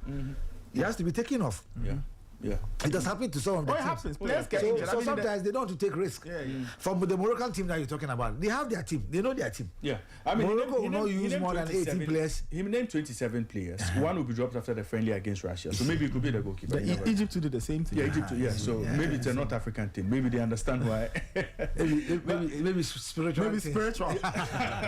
Raymond. This is still Sporty Breakfast. You're live on Sporty 106.1 FM in Accra, 102.5 in Takoradi, and 91.3 in Kumasi. The World Cup squad announcement for England, it's generated a lot of attention since last night. Nathan, finally the squad has been announced, right? Yes. Who are the players who have made the final 26-man squad for Thomas Tuchel? Why are you worrying, coach, this man? Okay, coach, you are discharged. We are going to beat them. I'm interested in this. So I'll see you guys on Monday. All right, coach. We'll see. So if you go through the squad, let me just find that because good to see. Yes, you had it. Yeah. Okay, yes, I had it here and I moved on. Anyway, if you go through the squad, goalkeepers, you've got Jordan Pickford, Dean Henderson, and James Trafford. I don't think you can argue too much about the goalkeepers. Defenders: Dan Burn, Mark Gehi, Reece James, Ezri Konsa, Tino Livramento, Nico O'Reilly, Jarrell Kwanzaa, John Stones, and Jed Spence. Right? John Stones and Jed Spence. So Trent Alexander-Arnold misses out. The midfielders: Elliot Anderson, Jude Bellingham, Jordan Henderson, Kobe Menu, Declan Rice, Morgan Rogers. And then forwards: Eberechi Eze, Anthony Gordon, Harry Kane, Noni Madueke, Marcus Rashford, Bukayo Saka, Ivan Toney, and Oli Watkins. Ivan Toney sneaked into the squad. Yeah. Well, let me pick the thoughts of Nuruddin. And Nuruddin is joining us for the first time today. Nuruddin is a cybersecurity expert and he's a sports analyst as well. He's based in Boston, Massachusetts. Nuruddin is joining us today. Nuruddin, World Cup opponents watch England. Some big names have been dropped from that squad. So there's no Harry Maguire, there's no Trent, there's no Cole Palmer, and then of course there's no Phil Foden. What do you make of this England squad and some of the decisions Thomas Tuchel has taken? ahead of this, big tournament with the announcement of the squad? Personally, I think first of all, Thomas Tuchel, I don't believe in the England national team like that. I don't think they'll go far. I mean, saying this is, it shouldn't come off as I'm attacking them, but we've seen history as what they've been doing. You have all the football players, but when they go collectively, they don't play properly. But if you drop a player like Trent Alexander-Arnold, it doesn't make sense to me. Because aside him being called, Arnold is a versatile player. He could play, previously England was using Arnold as number 8. Yeah. Sometimes even number 10. If you drop Arnold is the best passer in the team. There's no player in the England national team that passes the ball better than Alexander-Arnold. Why would you drop Trent Alexander-Arnold? And who is even replacing him? First of all, he plays for Real Madrid. He's the best right back, arguably the best right back in England history. You can mention Walker and others, but if you look at the player that has the highest assist in the Premier League, in the history of Premier League, it's Arnold. If you look at the player who give a lot of third breaking line passes, it's Alexander-Arnold. Why would you drop Arnold? Dropping Arnold to me is a no-brainer for me. And again, Cole Palmer was dropped out of the squad. Cole Palmer has had a bit of rough season because Chelsea's not performing. But you take Noni Madueke. Noni Madueke and you drop Cole Palmer. I don't understand that because Cole Palmer is one of the most intelligent players in the team. He's very lanky, but he's very witty. He's very smart. When you bring him the ball, he knows how to perform. He doesn't have to be involved in physicality, but just Cole Palmer's one pass or addition will give you a goal. So I don't know what Thomas Tuchel's plan is. I don't know what he intends to do at the World Cup. But again, even before he called the squad, I don't believe in the England national team. I think the good case scenario they could get to is the quarterfinals. Maybe they don't even make it from the group stage. If Ghana should do their things well, they can get a 1-0 win against England or they get a 1-1 draw against England. Because I don't see anything like that in the team. Apart from Harry Kane or somebody, Jude Bellingham has not been on top form. Their defenders, how do you tell me? Adam Martin didn't even make it to the squad, yeah? Adam Martin wasn't called. I don't know why he didn't call Adam Martin. Didn't make the team. He didn't make the team. But if you don't call Alexander-Arnold and Cole Palmer, that's a big question, especially Arnold. Because at times, when you need a midfielder in the game, you can move Arnold to the midfield, either number 6 or number 8 position, at times number 10. So if you don't call him, I think that's a very big mistake. Nathan, you have described Tuchel's approach as going for efficiency. Yeah. Rather than, have big names, have star quality in there. What do you make of this entire selection and what does he get from the squad? I find, and when you read a lot of the reaction from England, right, people are up in arms. But what were they expecting? When you hand Thomas Tuchel the reins and you tell him to pick a squad, you've asked him to do a job for you. Right. So he will look at how to achieve that objective and he will figure out that, okay, if I pick this set of players, it can help me achieve that objective. So Thomas Tuchel would have probably looked at everybody's form and he would have asked himself a number of questions. Which players can I take to a World Cup to go and execute and do a job for me? So you mentioned Trent Alexander-Arnold. Thomas Tuchel will probably look at it and say that Arnold's biggest problem will be that he has a bit of a deficiency going backwards in terms of defending. Yeah. So I don't think that Tuchel would want to have that risk in his team. Because if you ask me, just looking at the squad and how Tuchel has handled the team in the last year or so, he doesn't want any problems. He doesn't want any obvious deficiencies to show up at the World Cup. He doesn't want players whose weaknesses are very easy to see and they can be exploited, right? Okay. And I think he's also looked at form. He's looked at the last year, in terms of the last football season. He's decided that he's going with players who have played very well and can carry the same rhythm into the World Cup, right? It is why I don't think he's gone for experience. That's why probably the likes of Maguire won't make the team or didn't make the team. That's why he will look at Trent Alexander-Arnold and say that. He'll look at England's last Euros and say, when Southgate got excited and played Trent as a midfielder, we all saw what happened. Even as a right back, Trent is really good going for it. But even that, it's not like he's this pacey right back who will go up the pitch and cross the ball. Yeah. He can cross from deep and cause problems. But I think Tuchel must have looked at Alexander-Arnold and concluded that this guy's defensive deficiencies will cause a problem. Yeah. When you analyze the squad, you notice that he's gone with a lot of hard workers. Players who can run up and down the pitch and give him what he wants. The Noni Madueke one kind of puzzles me But again, he will look at Donny Madueke's efficiency and say, this guy, if I asked him to go and run up and down the pitch, he'll probably do it.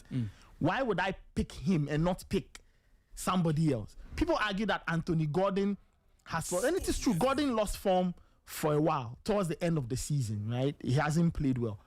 But I think for a good chunk of the season, Gordon showed he had enough quality to go. And I think he made this point months ago. So I'm not really surprised he's made some of these choices. And I knew that players like Maguire and things would struggle to get in. The only exclusion that baffles me is the Cole Palmer exclusion. Because that's what you're saying, listen, say whatever you want about Cole Palmer, right?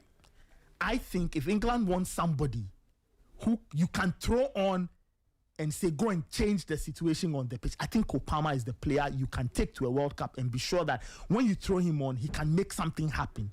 Foden has lost form. And you see, unlike Foden is a rhythm player. So Foden has to be he has to play very well for a consistent period of time for the magic to start to show. Yeah.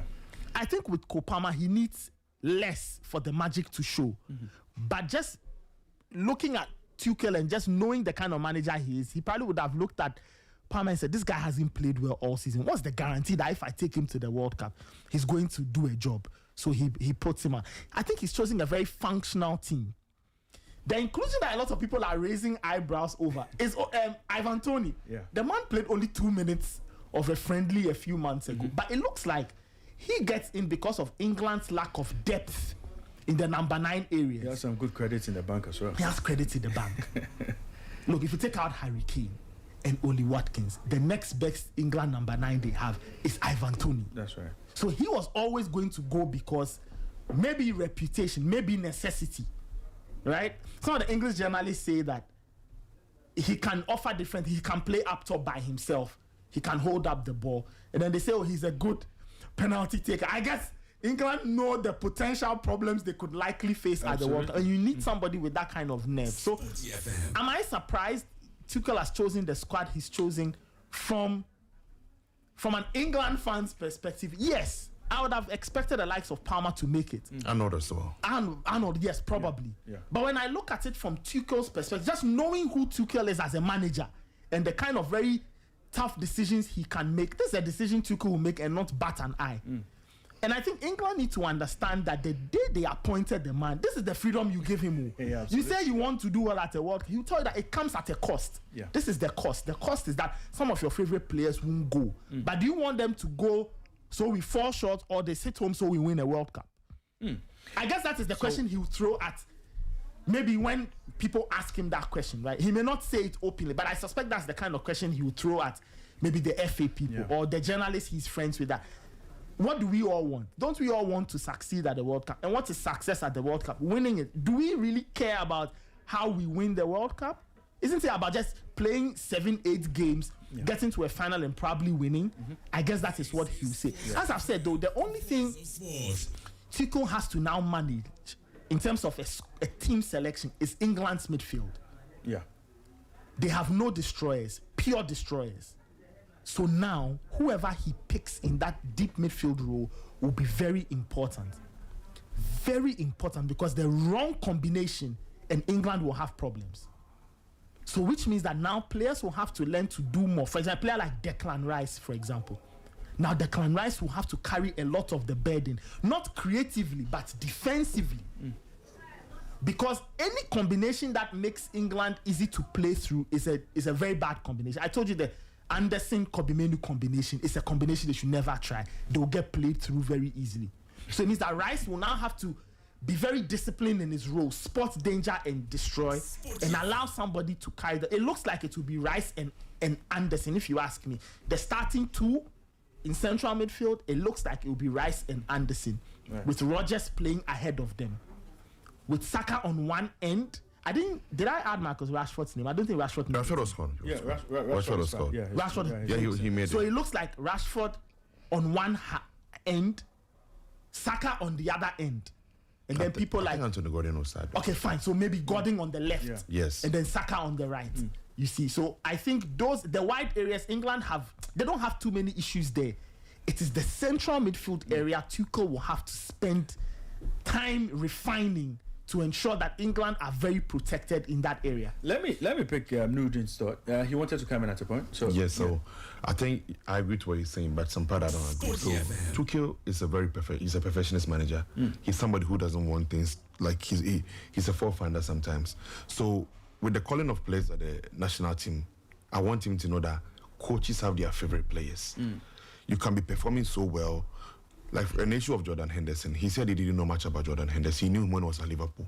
But when he came to the England national team, he heard the cooks, the people involved in the team. Everybody's talking about Jordan Henderson's character. Tuchel is a manager that prefers character to potential. So he heard people saying that Jordan Henderson he's a respectful guy, he's this, that. That's the reason why he called Jordan Henderson. But with Arnold issue, Arnold was not even given the opportunity by Tuchel.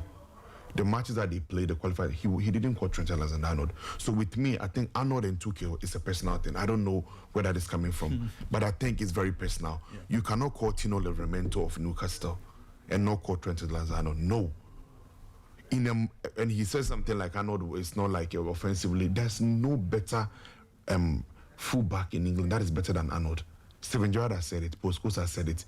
The way he crosses ball, his free kicks. That's wonderful. But I'm just looking at if I look at Tino Livramento, look, I don't agree with Trent not going. Trent should have gone to the World Cup. Exactly. But had a good season. I'm also trying to think of it from Tuchel's perspective that why would he pick Tino Livramento and not take Trent? I agree. I think part of it may be personal. Personal in the sense that maybe he just doesn't click with the player. Yes, right? that's what I'm saying. I don't fancy this guy. He's good. He's not my type of player. Yes, coaches have their type of players anyway. So I think maybe it's just not his type of player, right? When he looks at this guy, no, he doesn't really fit. I don't know. Yeah. I mean, so let me take you two back to Euro 2024 and take you back to Southgate's last call-up. In fact, his call-up for that tournament. Now, you would find a lot of the players Tuchel has scored in that squad. Okay. Now, goalkeepers, he had Pickford, Henderson, Ramsdale. Okay. So the new face Trafford. is Trafford. Yes, that's Trafford. the new guy. Right. Then defenders, he had Lewis Dunk, Joe Gomez, Liverpool, Mark Gay, Ezri Konsa again, Luke Shaw, John Stones, Kieran Trippier, Kyle Walker. So Walker is no longer part of this setup. Trippier is not part of this setup, right? Gomez is not part of this. Gomez is not part of this setup. So largely, he hasn't departed too much from what Southgate last put out. Then in the middle of the park, in midfield, he had Trent Alexander-Arnold. Yeah. So Tuchel's argument could even be, well, I have enough midfielders, I don't need an extra one. If his profile for England is now playing as a midfielder, that's just on the side. But you have Jude Bellingham, Conor Gallagher, Kobe Mainoo, Declan Rice, Adam Watson. So Watson misses out. Yes. Trent misses out. Conor Gallagher also misses out. Yeah. So Gallagher is your typical hard worker. Yes. Lungs. Watson would also do a bit of that for you. Then forward, you have Jared Bowen, Ebere Chieze, Phil Foden, Anthony Gordon, Harry Kane, Cole Palmer, Bukayo Saka, Ivan Toney, Oli Watkins. So again, Phil Foden is out, Bowen is out, and then Cole Palmer out. So, he's kept almost everybody Southgate was playing with. He's kept almost, Bowen could even argue. Bowen could have argued that looking at his season with West Ham. Yeah. No, I think Bowen didn't have a good season like that. Well, I mean, he's been a brighter spot in that West Ham team anyway. It is true. From a numbers perspective, yes, this season wasn't as good as last. Yes. So I guess maybe that's why he doesn't make this squad. Okay. You talk about Adam Watson. I guess Tuchel's response will be, I have Anderson. He'll probably think that Anderson is a slightly better player. Than I don't think so. Adam Watson is better than Anderson, trust me. Well, again, I'm sure that's how. I think the two should have gone.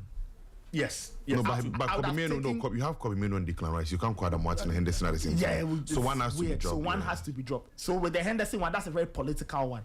He's choosing a player A leader in the midfield. Yes, somebody who can handle the players when he doesn't have to step in. So that's a very political decision. He's done that. So we'll see how all of it plays out. But but I don't think they'll go anywhere like that. So let me come back to you, Nuruddin. Yeah. So looking at this England squad, the Black Stars have to come up against England as we know them. Yeah. And we know almost everything they would possibly throw at us. We know almost all the players would feature in there. You are quite confident that looking at this squad, England will go far. With the Black Stars, can the Black Stars stand a chance of getting anything in that game? Yes, I think if Ghana Black Stars should do their thing, so they'll beat England. The last time we played against England was at Wembley, the 1-1 at Smojan squad. Even at that time, they had the strongest of squad. The only thing that is going to be Ghana's problem is the fear factor, that we are playing England. That's the only problem. If they should put everything aside, we have a lot of Semenyo plays for Man City, Fatah, Leicester City. We have big boys as well. England's main problem has always been their balance. The transition from the defense to the midfield to the striking force. These midfielders you are mentioning, you still see Harry Kane coming back to come and do all the long passes. They'll be in there, they'll not be doing anything. So if you have, my only problem with Ghana Black Stars is the two pivots. I want the coach to play two pivots with Pate and Sibo. I don't know if you make the changes, but Sibo. Sibo. So Sibo to me is one of the best. No, listen, Sibo is a very good player, but I think when he came to the Black Stars, there's a little bit panic. I wouldn't say panic, but he's not used to the Black. Confident. Yes, a little bit. So he needs to play more. But Sibo should almost play like another third centre back, not a centre back, but he's a 6. But he shouldn't go forward. Just stay with the defenders. Because Sibu on a good day, when he's matching you boot to boot, trust me, you'll be hot. Sibu is a good tackler. So you should just join with the centre backs, just be helping them moving in that transitional order. Then you just give the ball to Pate to flow the passes through. Because Pate is a good passer. If they should get the game right, trust me, Ghana will beat England. And if we score them more, we can defend defensively. Because England like to hold the ball. Most of their game is mostly in the midfield. And if you have a lot of midfielders, they like to hold the ball and they like to possess the game. So I think if Ghana should take the fear factor that we are playing England and should be very hardworking on the pitch, should match them boot to boot, Ghana can get a 1-1 on the worst case scenario, 1-1 against England. I think that, so I said again the other time, but Croatia is the most difficult opponent for Ghana, not England. I don't see the England national team at all, trust me. You will see that at the World Cup. They'll go there and there'll be politics, there'll be ego, there'll be little things that's been happening for the past 10, 15 years. Unless there's a miracle, I don't believe in the England national team. That game will be played at your backyard. Yeah, but at Gillette Stadium. Yeah, let's talk about Boston a bit. How is Boston, getting ready to welcome the Stars and some of the big games? Boston is warm because we the biggest Ghanaian community in Massachusetts is Worcester, and Worcester is just about 45 to 1 hour drive to the stadium. Okay. And there's a lot of Ghanaians, and Ghana will be based at Smithfield in Rhode Island.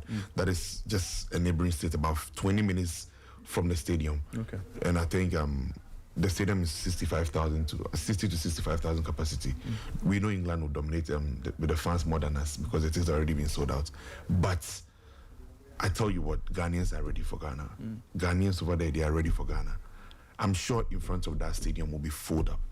I'm expecting not less than 5,000 Ghanaians to be standing in front of the stadium to welcome here because it's a big community. Worcester, you go to some place in Worcester, you feel like you're in Kumasi. Like they speak Cree like you're in Kumasi. You get fufu or everything like you're in Ghana. Okay. So, especially in Boston, I think among all the games, because one is in Philadelphia against Croatia. Philadelphia is not really Ghanaian place like that. They are Ghanaians, but not about Worcester, Massachusetts, because it's close to New York. And New York is also 4 hours drive to the place. Connecticut is just 4 hours, and that is the Ghanaian zone.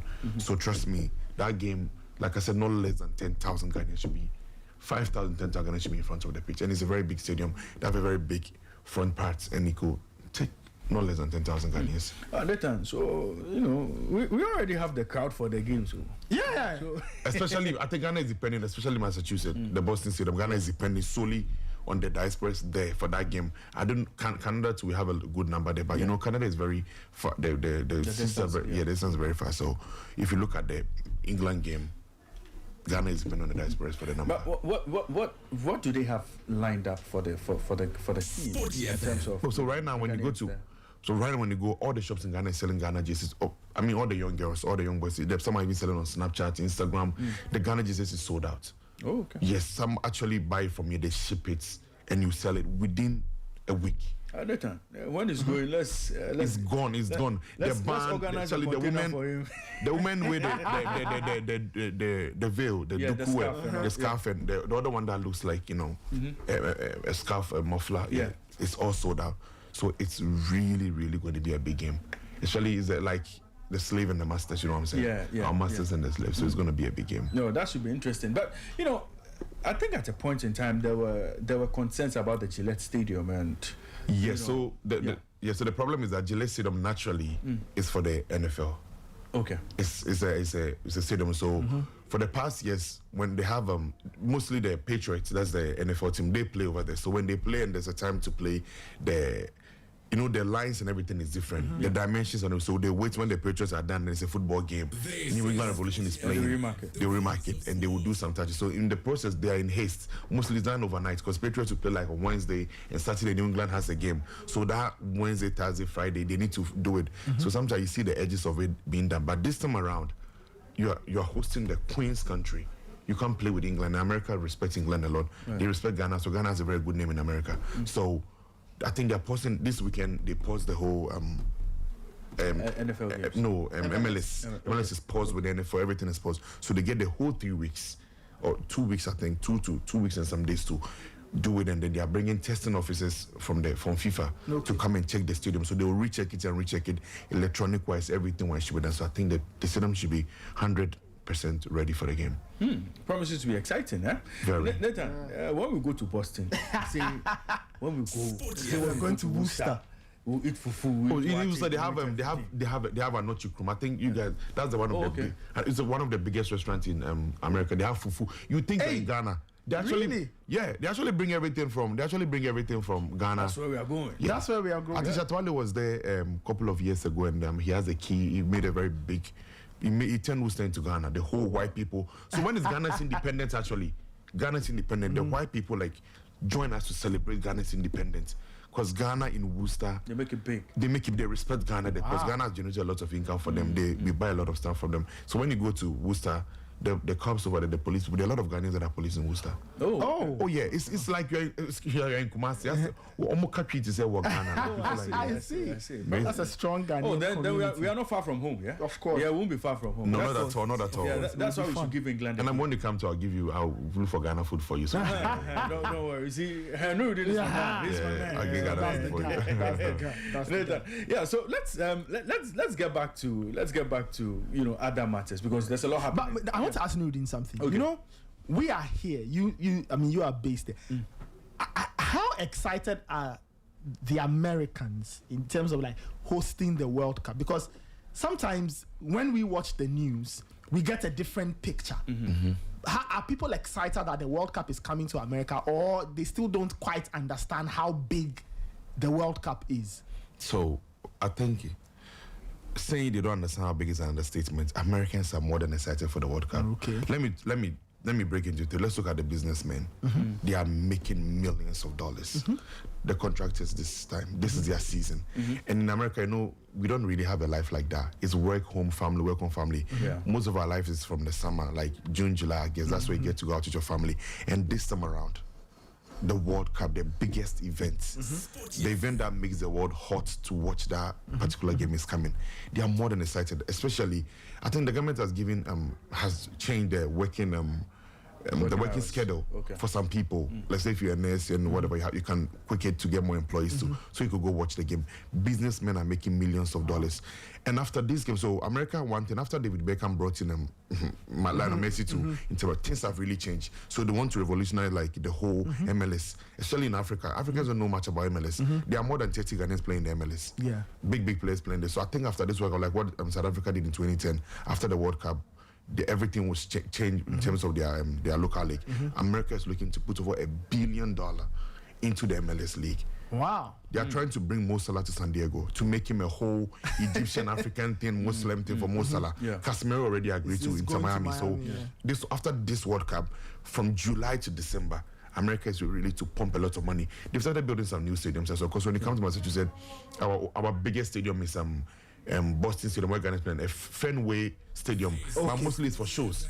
So the government is looking to have more local stadiums over there. Probably every state should have 3 or 4 major stadiums where some matches could be played. So there's a lot of money that's going to pump into this. So businessmen are smiling.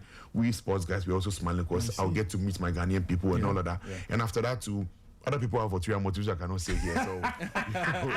So people meet their wives, people meet their husbands, people will meet contract, people will chill and all of that. Those who run away.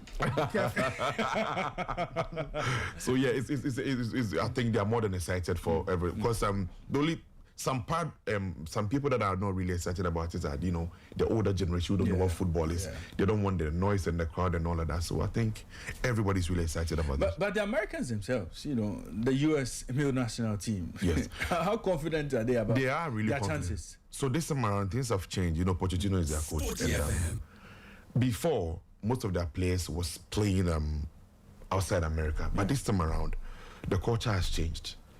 They have made. If Aaronson is on form with Leeds United, they have Timothy Weah. They have good solid players for their national team, and they are saying they'll host and win the trophy. That's what they are saying. Okay. They say they'll host and win it. So I think after this World Cup, not to sound very pessimistic, but I wish America shouldn't perform like that this World Cup. I'm saying that something negative should happen for a positive impact when they don't perform, because Americans they are very sour losers. When they lose, they don't take it personal. So if America do not perform, it's going to hurt them that we didn't do well in this World Cup. They'll pump more money into the culture of football, and they'll like to fight back or to come up against the next World Cup to prove to them that we hosted it and we didn't perform, but this time around we've changed the whole culture, and we have a very solid team. They have quite good players, especially the local team. They have very good players now. Wow, there's a lot to look forward to as far as the World Cup is concerned. I'm sure Nuruddin will be joining us, a few times before you go over, right? Yeah. So we'll talk more about the Black Stars and other matters. But Nathan, this weekend there are some other games we'll be looking forward to in the Spanish La Liga. There are games in Spain this weekend. Final round of matches in the Spanish La Liga. Let me quickly take listeners through the fixtures to look forward to this weekend. There's Alaves coming up against Rayo Vallecano. There's Betis versus Levante. Celta Vigo take on Sevilla. Then you have Espanyol taking on Real Sociedad. Getafe play Osasuna. Girona play Elche. Mallorca take on Oviedo. And then Real Madrid take on Bilbao. Valencia will take on Barcelona. And then BRL will play Atletico Madrid. Now, if you look at the Spanish La Liga table, almost all the European places have been settled. You have Barcelona, who have won the league. They'll be playing in Europe. Real Madrid will be playing in the Champions League. BRL, Atletico Madrid, and Real Betis, they'll be playing in the Champions League. You have Celta Vigo, they'll be playing in the Europa League. And then you have Getafe, who will be vying for a Conference League spot. All they need to do is to avoid defeat this weekend. They have to make sure they win this weekend because Rayo Vallecano, Valencia, they also have a chance of possibly finishing in Conference League places. So that's what to look forward to. And then you have a relegation battle there that has some interesting teams there. Levante, Osasuna, Elche, and Girona. They would be fighting for one slot in Segunda next season. And Nathan, Girona, they will be coming up against they'll be coming up against Elche, who are 17th. So Elche are 17th, Girona are 18th. There's just 2 points between Elche and Girona. So whoever wins this stays would have a fair chance at staying in the Spanish La Liga. So promise to be an exciting game there. And then you have two teams that have been relegated, or most likely would be relegated. Rayo Vallecano, Oviedo and Mallorca. Yeah, these two teams. Oviedo have already been relegated. I know. Your player. I know. And then, even if Mallorca win this game, it takes them up to 42. It still doesn't guarantee them survival. It doesn't guarantee them survival. Any point for any of those teams on 42 and then they are gone. So there's Girona, Elche, Osasuna, Levante. Any of these teams could drop this weekend. We'll see how things go. But, your quick thoughts on Spanish La Liga. Barcelona made light work of Real Madrid to ensure that they were champions of the season. I mean, what your quick thoughts on the Spanish La Liga season? I think Real Madrid made it easy for Barcelona this time around because Real Madrid had problems going on, especially after the Champions League defeats. The fight, we don't know what's going on in Real Madrid camp. The fights, lack of unity in the team, the fashions, just saying this, Mbappe, Vinicius, Tchouaméni, Valverde. They made it so easy for Barcelona to win the champ. They didn't fight it because there was a matches that I thought Madrid could have won, but I think for some reasons they weren't able to win. So Barcelona had a good season in the La Liga. It was easy for Barcelona. I don't think Madrid even put up a fight. Right. And there's Italian Serie A action this weekend. Nathan, you wanted to have a bite at Serie A? Oh, yeah, La Liga? No. I didn't have any thoughts. I mean, I agree. We all thought, it was close at a point, but once Barcelona found separation, and after the Champions League, Real Madrid were all over. They didn't fight. It was always going to be a Barcelona, La Liga win. There are top 4 places to fight for in Italy this weekend. And in the Italian Serie A, some interesting games to look forward to. Bologna will play Inter Milan. Lazio play Pisa. Parma take on Sassuolo. Napoli play Udinese. AC Milan take on Cagliari. Cremonese play Como. Lecce take on Genoa. It's a game they must win. Then you have Torino playing Juventus. And then AS Roma, they will be playing against Verona. Now, let's quickly look at the Italian Serie A table. It's looking very interesting there because top 4 places up for grabs. Now, you have Inter Milan, who are champions. Then you have Napoli, who are second on 73 points. You have AC Milan, who are third on 70 points. And then you have AS Roma, who are also fourth on 70 points. Now, Como are on 68 points. They are outside UEFA Champions League places. They are currently occupying a Europa League spot on 68 points. And then you have Juventus, who are also on 68 points. And then you have Atalanta on 58. They would seal Conference League football next season. Now, Como, Juventus are all hoping that other results go in their favor so they could sneak into top 4. That's how things are going to look this weekend. So this weekend you have AC Milan taking on Cagliari. And then you have AS Roma coming up against Verona. Then Como, they will be playing against Cremonese. And Cremonese themselves, they will be looking forward to win. So if results in the game between Lecce and Genoa goes in favor of Genoa, they could escape relegation. So that's how it's looking in Italy this weekend. So top 4 places are for grabs. And then one team could possibly get relegated to Serie B next season.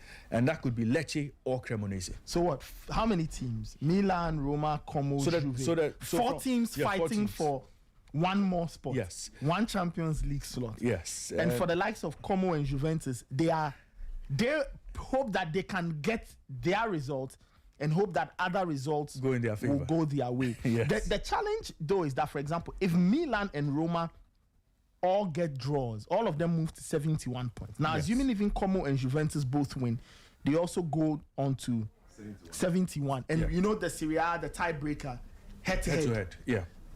So all of that will come to play. So all of that likely to come to play. I think it wouldn't change, though. I think the 4 teams will go through. I think Milan will win and Roma will win as well. And then Napoli also, I think Napoli just did a win or draw. They just did a win or draw. Yeah, they just need a draw to qualify. So we'll see how things go. But the relegation battle, Lecce and Cremonese, one of them would get relegated. One of them will be joining Verona and Pisa. Nathan, Pisa picked up just 18 points. Yeah, it was a tough run for them this season. Really poor return. They just didn't have the quality at all to stay up, and it was almost like a mission that was going to fail from the off. So I'm not surprised they are here. Cremonese had a terrible season, but going into the final day, they can almost survive. But that would depend on them and other results. They brought in Jamie Vardy at a point to try and help them in terms of the goals. He was in and out of the squad due to injury, poor form and all. But they still have a chance. It's 90 minutes more for them to see if they can survive. And finally, the Coupe de France tonight. The Coupe de France happening in France. And Nathan, I know you like to play in France a lot. Lens and Nice. And it's happening at Stade de France. Stade de France. Yeah, Lens were hoping that this would be the fairy tale season for them in terms of Ligue 1. It didn't happen. But they are getting Champions League football next season. And I think winning the Coupe de France is a great way to end the season. Nice find themselves in a relegation scrap. They are in the relegation playoff. Right? They couldn't get out of it. Well, they were out of it, and then Auxerre dragged them in, and Auxerre went above them. But I think Lens will win. I look at Lens' season and what they've done. Look, they've played some brilliant football. Some very, very, very good football. And I think there will be too much for Nice. Cup games can get crazy sometimes. Nice, for Nice, I guess they will look at this game and use it as a prep for the playoff game, which is in like the week after. But just looking at form, looking at quality and what Lance have done, I think they should have enough to win. They just look like a team that can win. If I look at Wesley Said and Florian Thauvin and Alain Maxime, they've managed to put together a very experienced squad, and it is that kind of experience and the bravery and quality and the fact that they were underdogs. It helped them to finish second. I think that kind of momentum is what they'll close out with. So I tip them as favourites. I expect them to win the Coupe de France. After the kind of season Lens have had, fighting with PSG for the Ligue 1 title, I think, you know, this should be a consolation. You know, this would be a nice consolation for them. Winning the Coupe de France should be a nice consolation for them. But we'll see how things go for them. It's tonight. The game is happening tonight at Parc de France. Yeah, at the Stade de France. Stade de France. 7 p.m. I think. We'll see how things should be a good night. It should be Lance's moment, you know, and I expect them to win. Right. But I mean, these cup games can go crazy sometimes. Still the Sporty Breakfast. You're live on Sporty 106.1 FM in Accra, 102.5 in Takoradi, and 91.3 in Kumasi. Nathan Kwao is here with me. Nuruddin Alasan, he's a cybersecurity expert and a sports analyst based in Boston. He's joined us on the show this morning. Boston, Massachusetts. Nathan, that's how they call it. Yeah. Boston, home of the Celtics. Yeah, home of the Celtics. How did people feel about the Celtics not making it far in the playoffs? A lot of people were heartbroken. Even when we realized we were going to play in the final, I remember it was snowing that day. People were jumping from their houses to fall in the snow. They were falling down. And when we lost, like the whole street from Boston to Bridgewater coming down was so quiet. Everywhere was. But Boston blew a 3-1 lead. Yes, I think if they had won, no disrespect, there'd be a lot of casualties there. Because you know when people are celebrating, they don't play with Celtic. Like they would have celebrated. Boston people love the Celtics. Yeah, too much. And this weekend there's the Canadian Grand Prix to look forward to as well. Kimi Antonelli, he will be hoping to win yet another Grand Prix. We'll be getting you info on all of that on Sporty F1 tomorrow at 11:30. So just keep your dials locked on Sporty 106.1 FM in Accra, because Sporty F1 would preview the Canadian Grand Prix for you right here tomorrow. No, let me give you final words. Everything that happened this weekend, the Black Stars are in action against Mexico. The under-17 team, they would be playing against Uganda, since Uganda. For a spot at the Under-17 World Cup later this year.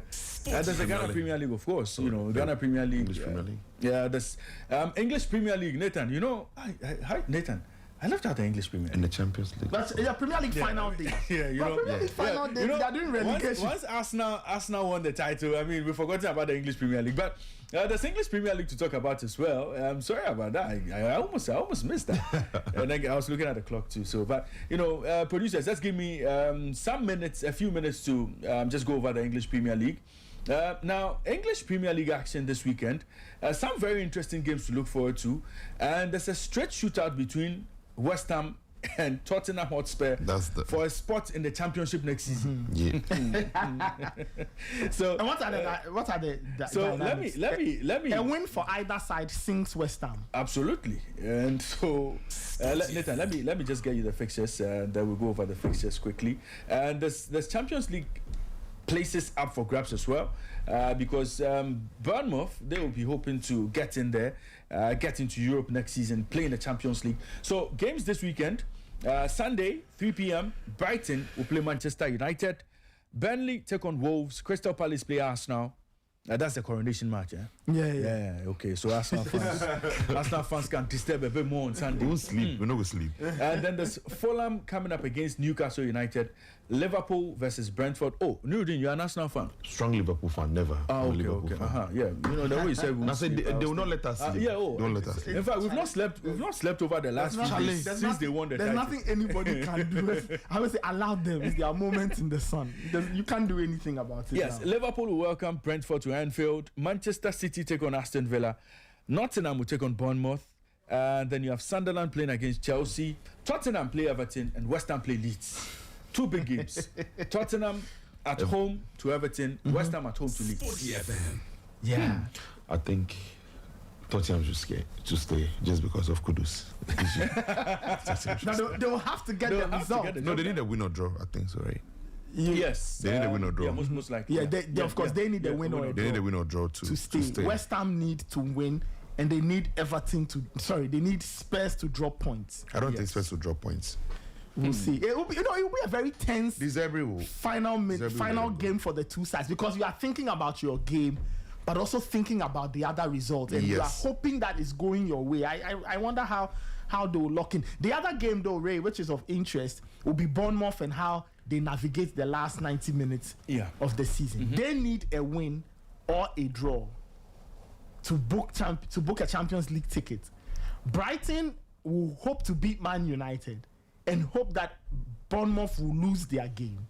I think United themselves have a score to settle with Brighton. They do. Them quite a bit. Yes, they do. So, but then there's Bruno trying to chase this assist record. Yeah. But what I can tell United fans that Casemiro is not playing this weekend. Yeah. Carrick announced that his last game was last weekend at Old Trafford, so there's no Casemiro. So my United fan, prepare to see Uganda. But I think they should do well though. They'll be fine. Yeah, I worry because Brighton they might be thinking of Champions League football, knowing that, of course, not knowing what will happen in the Bournemouth game. There's a chance in there. There's a chance in there. Anything can happen. So they'll give it 100%. I wonder if Man United are up for a 100% battle from Brighton. But it will be fun to watch. Chelsea are still in contention for Conference League places. But just a reminder. They're going to play conference. Yeah, so a win over Sunderland would cement or seal Conference League football. I don't think they'll play Conference League though. Yeah, they could sneak. Would they want to? They could sneak into Europa, by the way. No, Chelsea will drop. No, Sunderland will score Chelsea. Oh, how? Sunderland will score Chelsea. Well, I'm sure Chelsea themselves would be working their way out of Conference League, because that would be a very unhealthy, if Sunderland should win, they'll be 54 points. Yes. If Sunderland should win, they'll be playing the Conference League themselves. Yes, and that's what I'm saying. Chelsea themselves would not want that unhealthy Conference League distraction next season. Well, it is true. Yes. I don't think they want Conference League. Yeah. They've already won it once. They don't want the distraction. I think next season they really want to focus on the and league. Get the team going. Yeah. I mean, but before that, right? If Sunderland should win, they will play the conference. And this will be their first time. They want to. Yeah, Brentford are also in with a chance. Sunderland's home form. But I'm just saying, if Brentford will lose, if Brentford should lose and Sunderland should win, they will. Anything can happen. Nathan, because Brentford play against Liverpool. And it's a game Liverpool might win. Yeah. We'll see. No, we'll score. Yeah, so it means that if that should happen, because Liverpool right now, as things stand, Liverpool are not in danger of falling out of the Champions League spot. Whatever happens, they still their. You understand? They are very fine. So they have Champions League. But we are playing this game for Mo Salah. Of course, that's what I'm saying. So they need to win. So it's likely Liverpool will get their result. Sunderland might pull a surprise result. And then Sunderland will now have to see what they can get against Chelsea. And that game is at the Stadium of Light. The Sunderland this season have been very good. Defensively. Now, add whether or not Chelsea actually want Conference League football. Be interested in that. So it sets it up brilliantly for Sunderland to potentially go in. Chelsea will lose this weekend. And but Immortal, Sporty Plug, yes. Nuruddin is predicting Chelsea are going to lose this weekend. So I'm going heavy. And talking about that before we leave, the other bit of news coming from England is the biggest open secret in English football. Michael Carrick has signed the dotted line.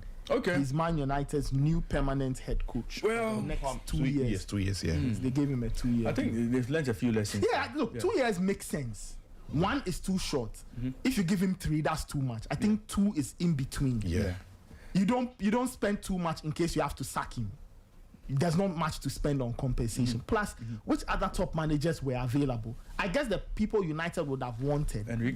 Enrique is top of the tree. He's not leaving PSG now. Yeah. So you probably go with this for now. See how it plays out. But I guess in giving Carrick the job, the onus now falls on the people at Ineos and Sir Jim Ratcliffe to make sure that they create an environment for him to succeed. Get him the players he would like. These days they've changed the model. They don't allow managers or the head coaches to determine too much. Yeah. Wilcox and co, they are the people who now buy the players. They need to look at the project. buy the players to improve the team. As for Man United's weaknesses, we all see where they are. Absolutely. Improve that midfield area first of all.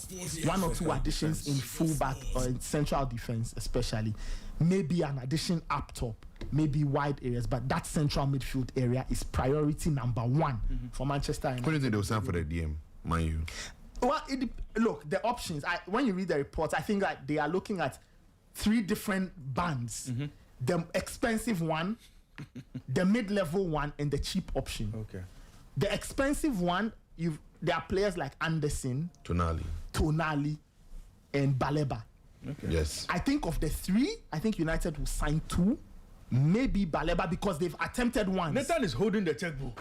I don't know. No, I'm just looking at look when you just read that out, like the kind of sit and analyze.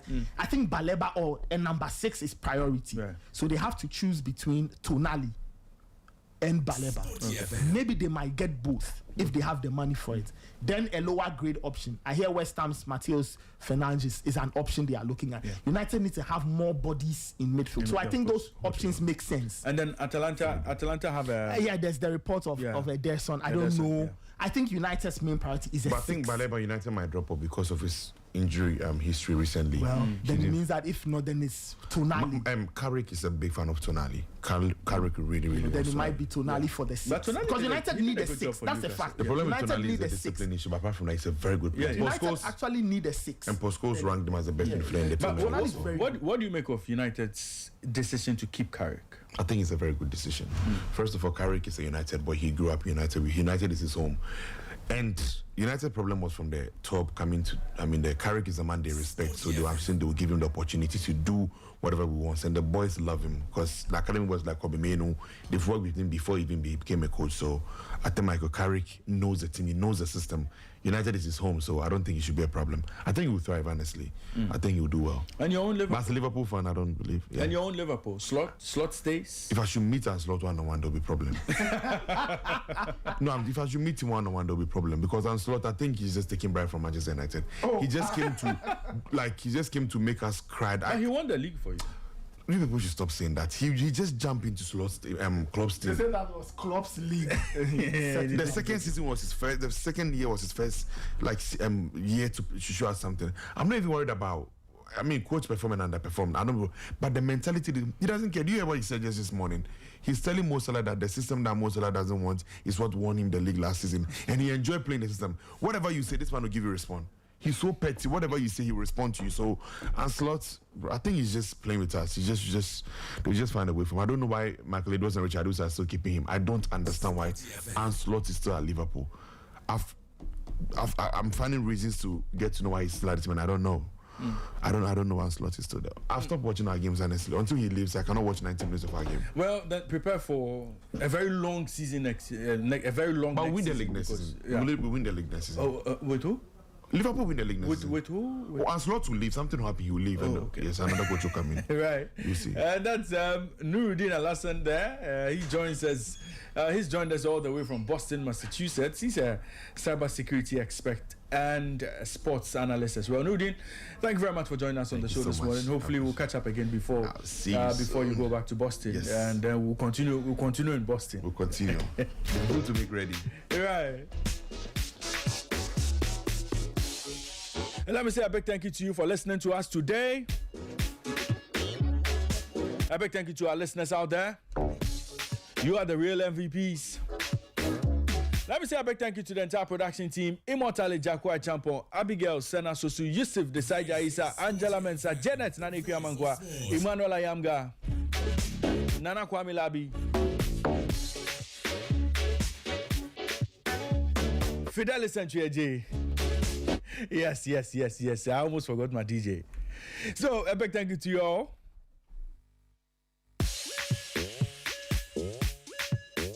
A big thank you to you all for providing all the support we needed on the show. Let me say a big thank you to the entire technical team for providing all the technical support on the show today. Led by Biggie, Yayo, Trish, Douglas, and Jonathan. Solid job, guys. And to our team lead, Gary Al Smith. A big thank you to you for taking us through, for seeing us through the show. And to our executive producer, Barack Mensah. Good morning to you wherever you are. This has been another interesting edition of this #1 sports morning show, Sporty Breakfast. My name is Raymond Yamado. I did this with the one and only Nathan Ni Oboda Kwao. God willing, next week, Monday, we'll be back again with Sporty Breakfast. But until then, there's a lot to look forward to on Sporty FM. We're bringing you the news at 12. At 12:30, we bring you Sporty Plug. Nana Kwame Labi, Iman Eustace Niakwe, and Immortale Jakwa Champo. They'll be bringing you Sporty Plug at 12:30. So all our Panthers out there, it's final games in the season.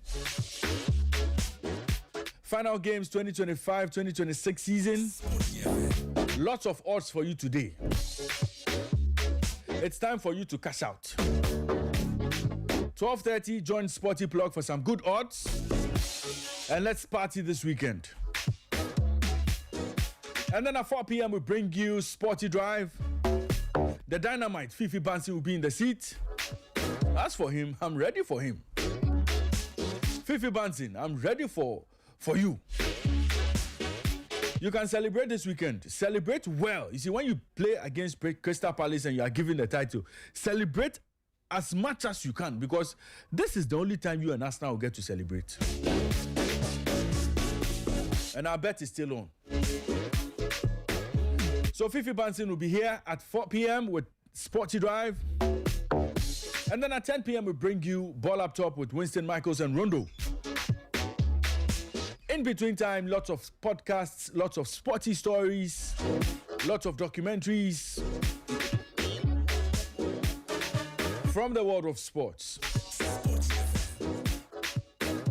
So keep listening to Sporty 106.1 FM in Accra, 102.5 in Takoradi, and 91.3 in Kumasi. Sporty FM, we are the voice of sport.